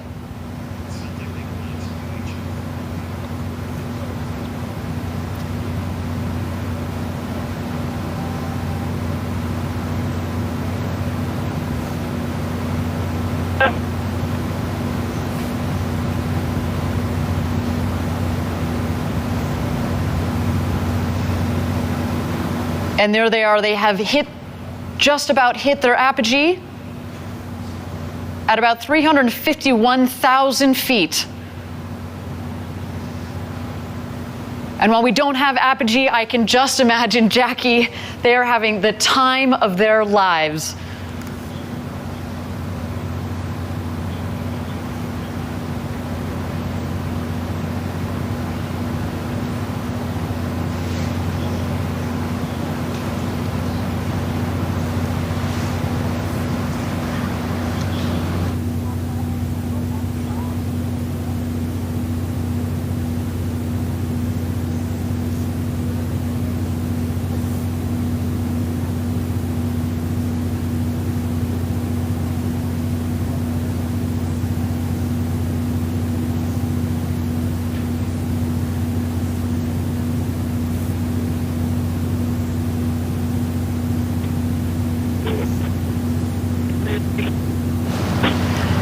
Thank you again, everybody, for joining us live from West Texas. So far, a nominal flight for our second human crew.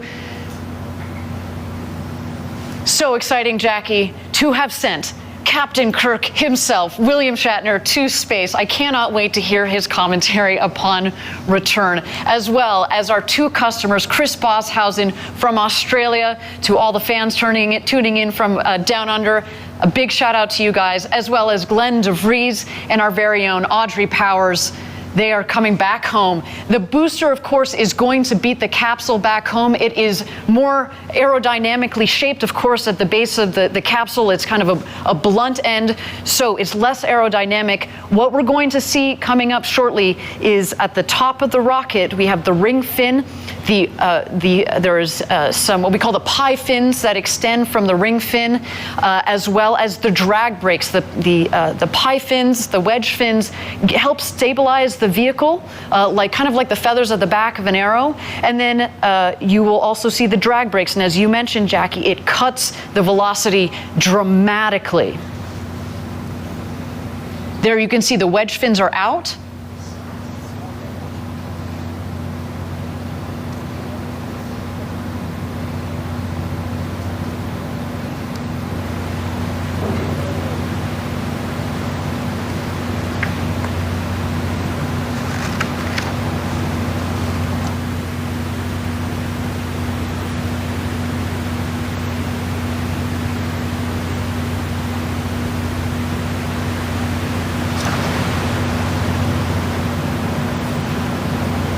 Here we see the descent. We are going to expect the BE-3 engine to relight just at about 3,600 feet or about 1,200 meters above ground level. Let's wait for that now. The drag brakes have deployed.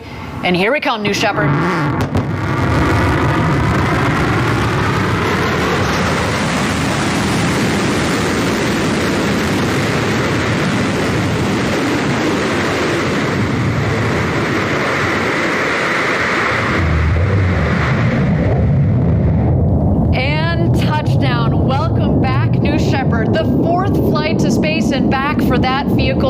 Provided a beautiful flight to space for our second human crew. Wow, that gets me every time we do this live down here in Texas. The sonic boom is so cool. Drag brakes are folding back in, as have the wedge fins. Just looks like you could fuel her up and go again. What do you think, Jackie? And even when you know to expect the sonic boom, it still catches you off guard every time. Talk about a rumble. A beautiful sight of our New Shepard rocket there in the West Texas desert.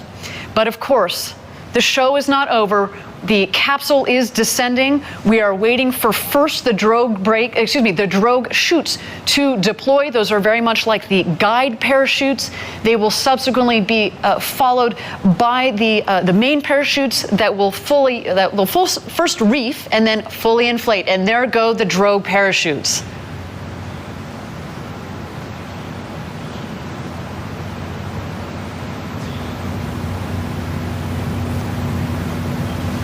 And here come the mains. Whew, what a flight.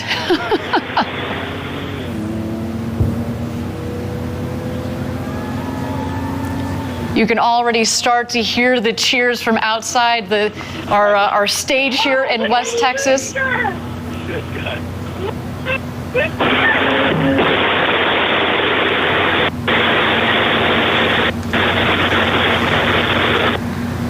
I just threw a piece of fog cola. Actually, there's a lot. Look out your window, Audrey. Oh, yeah, I see it. I can't see the booster. Where is it? Probably from the cover. It's going to rotate.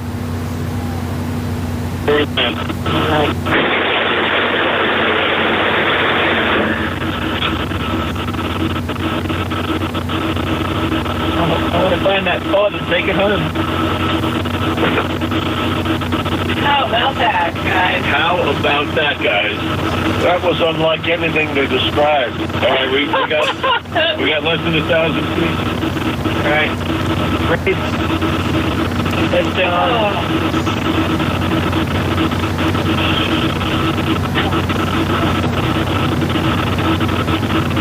And here comes our crew back into the desert. Everybody. Newest astronauts 5, 96, 97, 98, and 99. That's unlike anything you'll ever feel. Ever feel again. Stand by touchdown. Stand by touchdown. Stand by touchdown.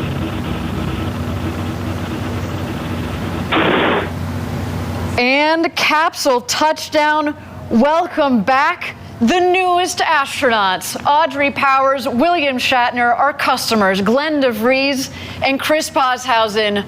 What a day for you. Welcome back. I cannot wait to talk to them, Jackie, and just get what they experienced up there this morning. What a clean and beautiful flight from the rocket for our astronauts. What an absolutely stunning flight. And I also loved hearing that audio of them on their way back about how this experience was for them, and I can't wait to hear their stories. Well, you heard William Shatner say, this is like nothing I've ever experienced before. So coming from a man who in theory has experienced space who for has decades. gone warp speed and traveled the entire intergalactic universe. This was like nothing he's ever seen before. What a day for our astronauts. So now our team is preparing landing safety operations and recovery of our astronauts from the crew capsule. We'll be on the ground at the landing site to follow the action in just a bit, maybe even talk to the world's newest astronauts. Some absolutely breathtaking stuff. And I'll note that you're going to see the recovery team show up very shortly, because we actually send them out before the capsule has landed, because through our modeling, we get by now we're very, very good at analyzing where the capsule is going to come down, given where we know. Very precise on that land. Exactly, where the winds are.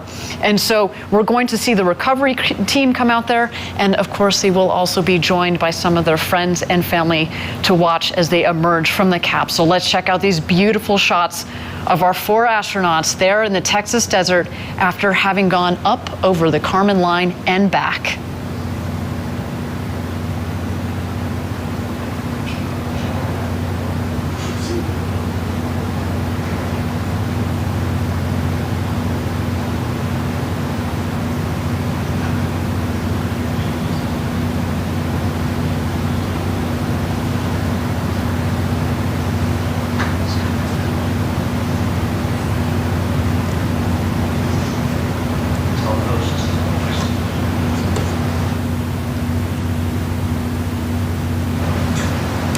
And here's some beautiful shots of our 4 astronauts in the capsule awaiting the recovery team. I understand from Capcom that they have had communications with those 4 astronauts, and they have all given the thumbs up that they are doing A-OK after an exhilarating flight to space and back.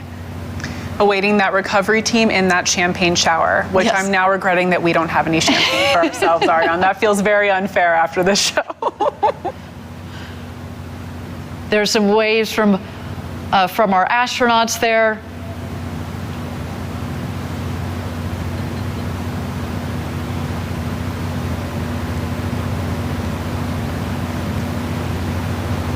And there in the foreground, you see the capsule, the background, their ride to space, the new Shepard booster. Again, that booster has flown to space and back 4 times with this flight. And coming to get them is the recovery crew.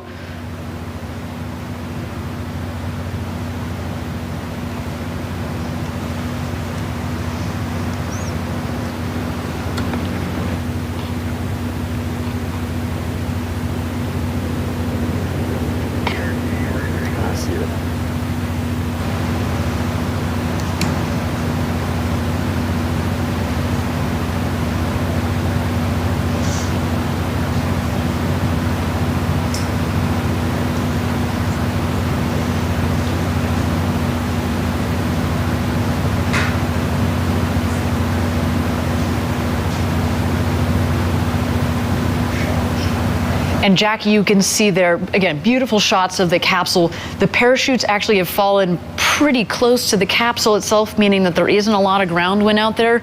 We talked about this earlier in the show, and of course we had to delay a day because of the gusty winds that have been out there. But no, today has been a beautiful day for a launch and landing of a rocket and launch and landing of 4 new astronauts. I know we were talking to Chris a couple days ago, and he actually flew that USB full of music from around the world to space. As you mentioned, he's a DJ. So of course we have our new astronauts. We have our Club for the Future postcards that have just returned from space.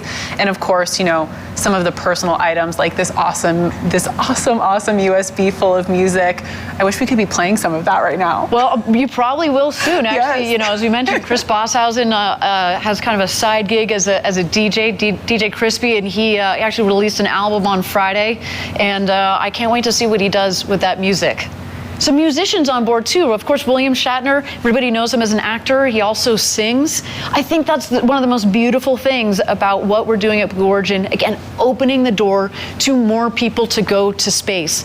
Yes, the scientists, yes, the engineers, but now the artists, poets, singers, DJs, let's just see what they create coming out of this experience. We have said it before, going to space changes you. We've talked about the overview effect. And I can't wait to see how the stories that come out of and the art that comes out of this. All right, we now have Sarah Knight going around the capsule, getting the thumbs up from each of our astronauts.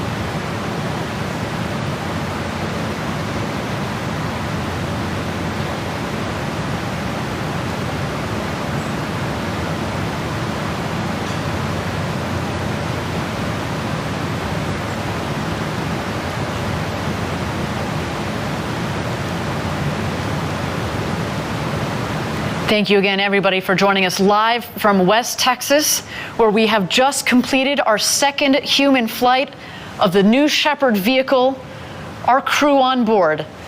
The great William Shatner, now who has become the oldest person to have ever flown to space at the ripe age of 90 years old, our very own Audrey Powers, as well as our 2 customers, Glen de Vries and Chris Boshuizen. Our recovery crew is out there and is about to open the hatch.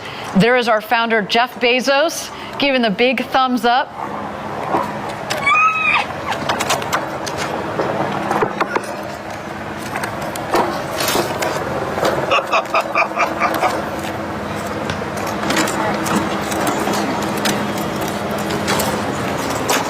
This looks like a familiar shot I remember seeing recently. Yes.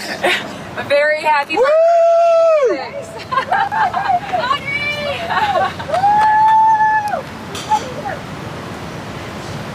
And here come their friends and family.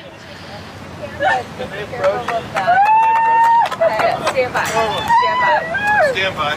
Yep. You want to go around?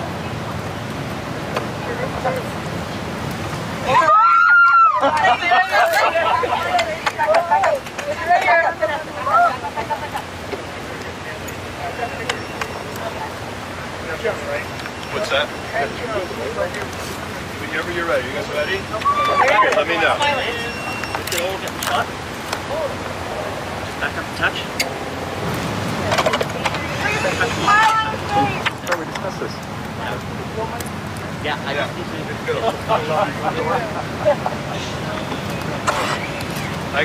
Let me know when you're ready, guys.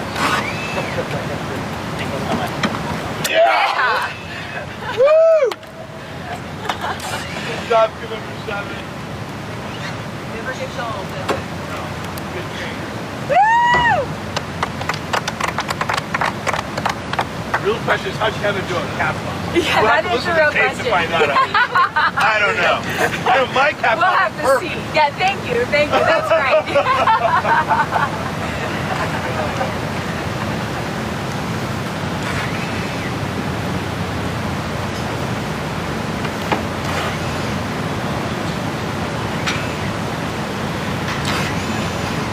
Up on the boom, guys. Again, thank you everybody for joining us live from West Texas at our launch site 1. Our second human space flight crew has gone to space and back up over the Kármán line, just over 351,000 feet. We're awaiting Jeff Bezos, who is now opening the hatch. Yes! Hello, astronauts. Open the door!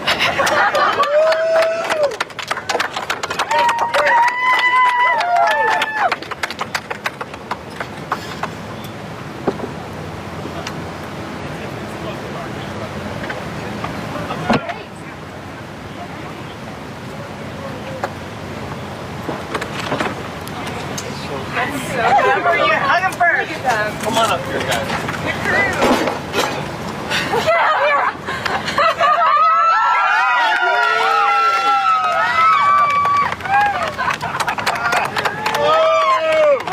There's Audrey Powers, a big hug from her sister. Captain Kirk himself, the great William Shatner.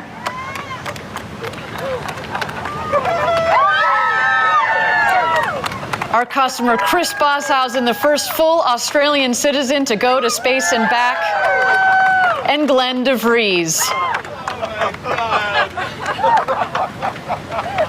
was it? Oh my God. Some big hugs from their loved ones. In a way, it's indescribable. I love it. That's what I thought. You have to work on it. It's so hard to describe. You have to work on it because not only is it different than what you thought, it happens so quickly. Well done! First time. You know what Get over here, people! the impression I had that I never expected to have is you're shooting up. Oh my God! Give me And this this new champagne sky. bottle. Come here. I want one. I told you. I want to hear this. I told you. Here. You want a little of this? Okay.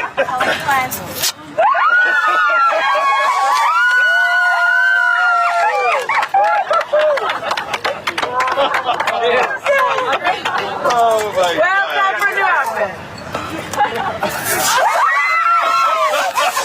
The champagne showers have begun. Smiles all around. William Shatner taking in the moment clearly. What you have built. Everybody in the world needs to do this. Everybody in the world needs to see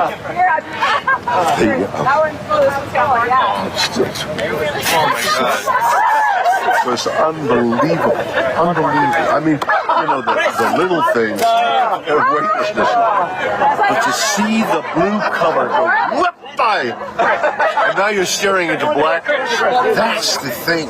The covering of blue, this sheet, this blanket, this comforter of blue that we have around it. We think, oh, that's blue sky. And then suddenly you shoot through it all of a sudden, as though you whip off a sheet off you when you're asleep, and you're looking into blackness, into black ugliness. And you look down, and there's the blue down there, and the black up there, and it's It's just, there is Mother and Earth and comfort, and is there death? I don't know. Is that death? Is that the way death is? Whoop! And it's gone. Jesus. It was so moving to me. This experience has been something unbelievable. You see, yeah, you know, weightless, my stomach went up, and God, this is so weird. But not as weird as the covering of blue. This is what I never expected. Oh, it's one thing to say, oh, the sky and the thing and the fragile thing. It's all true. But what isn't true, what is unknown, until you do it, is there's this pillow, there's this soft blue. Look at the beauty of that color. And it's so thin. And you're through it in an instant. It's how thick is it? I mean, the atmosphere. Is it a mile? 2 miles? miles? It depends on how you measure, because it thins out, but maybe 50 miles. Not even. But you're going 2,000 miles an hour. So you're through 50 miles, whatever the mathematics fast. are. Yeah, really fast. It's like a beat, and suddenly you're through the blue. And you're into black. And you're into, it's mysterious and galaxies and things. But what you see is black. And what you see down there is light. And that's the difference. And not to have this, you have done something. I mean, whatever those other guys are doing, I don't know about that. What you have given me is the most profound experience I can imagine. I'm so filled with emotion about what just happened. It's extraordinary. Extraordinary. We got I hope I never recover from this. I hope that I can maintain what I feel now. I don't want to lose it. It's so much larger than me and life. And it hasn't got anything to do with the little green planet, the blue orb, it has nothing to do with that. It has to do with the enormity and the quickness and the suddenness of life and death. And oh my God, it's something. It's so beautiful. Beautiful, yes, beautiful in its way, but... No, I mean your words. Oh, my words. It's just amazing. I don't know. I can't even begin to express what I would love to do is to communicate as much as possible the jeopardy, the moment you see how the vulnerability of everything. It's so small. This air, which is keeping us alive, is thinner than your skin. It's a sliver. It's immeasurably small when you think in terms of the universe. It's negligible. This air. Mars doesn't have it. Right there. Nothing. I mean, and when you think of way carbon dioxide changed to oxygen, and what is it, 20% at some that level that sustains our life?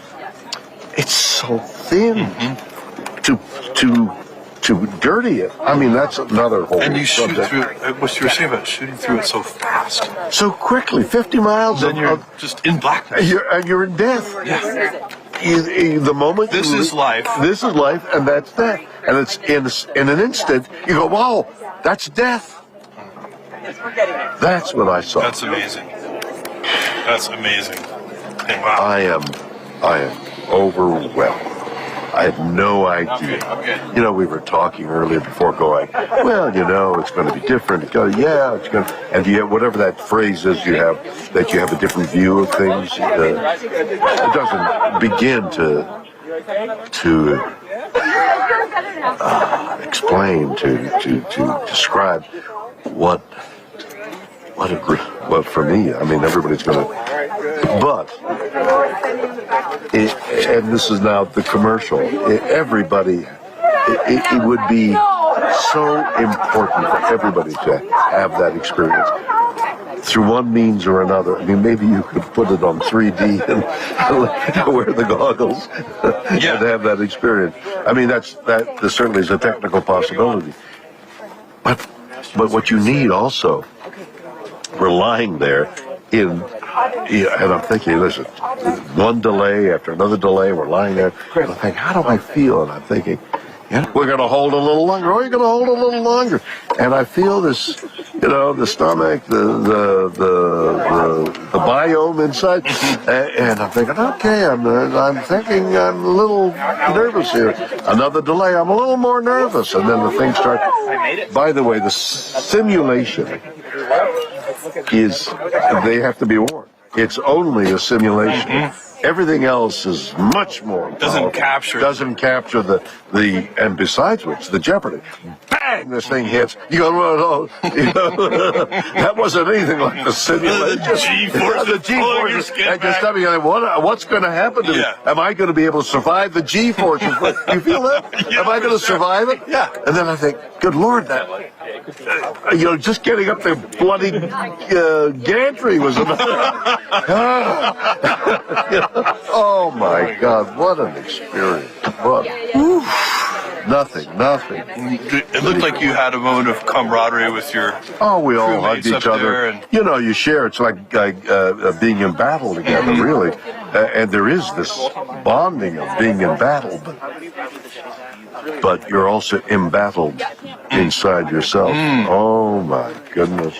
Wow. I have had an experience. Woo! We're going to pin you guys now. Woo! Okay. All right. Wow.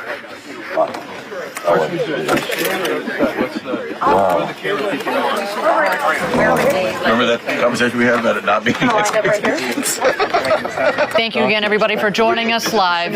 Our second New Shepard astronaut crew has made it home. We just heard some wonderful words from William Shatner, Captain Kirk, who finally had the opportunity to go to space. He became the oldest person to have ever flown to space at the age of 90, if you can believe it. He, of course, went up there with our very own Audrey Powers, our two customers, Glen de Vries and Chris Boshuizen.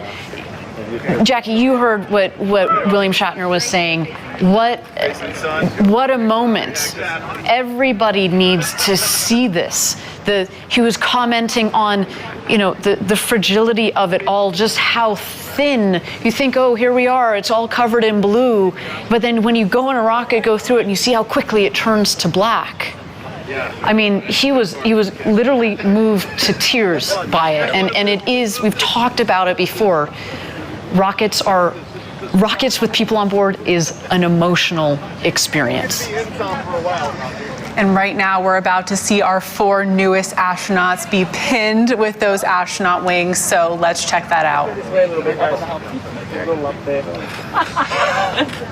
How was your experience? It's going to take me a while to be able to describe. You're going to have to process that. It was incredible. It was the most incredible thing I've ever. I have the great honor of pinning this on you. How many people have been where you have? On the other hand, if you speak now, as this thing is fresh, fresh, flooding, like Chris, you're totally immersed in. I have the great honor of pinning this on you. Back there. That one's for it. Welcome to a very small club. You did.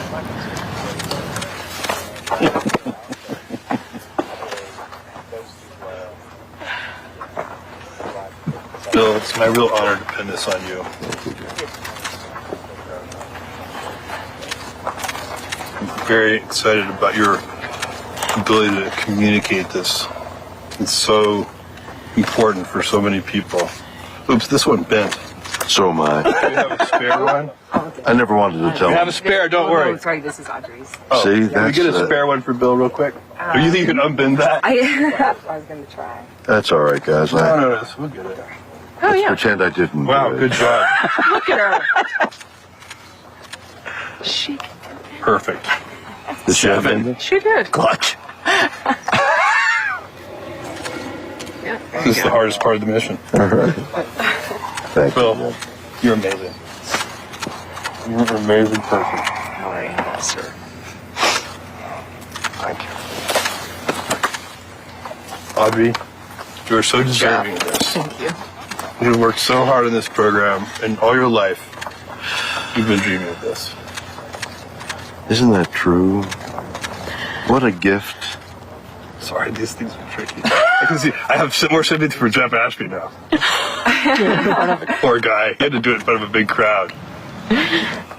It's just that the Nomex is very tough. Oh, that's true. It's like really fights you.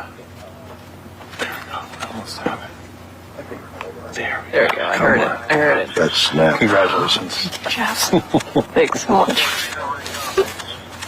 Okay, guys, we have 4 astronauts before you.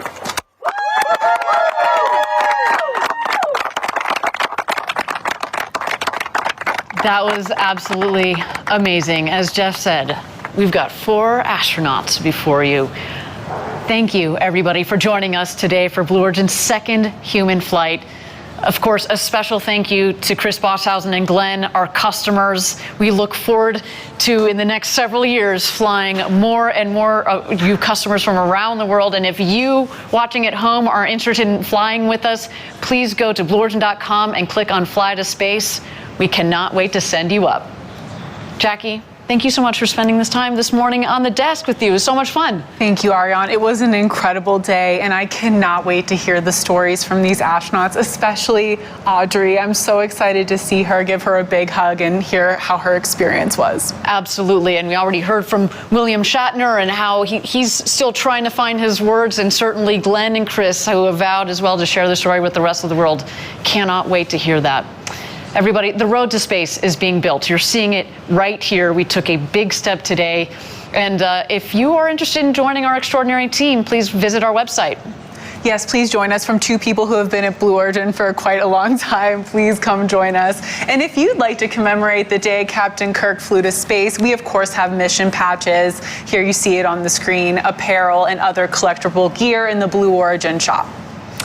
Everybody, my name is Ariane Cornell. For Jackie Cortez and everybody here at Blue Origin, thank you for joining us. And until our next launch, Gradatum Ferociter.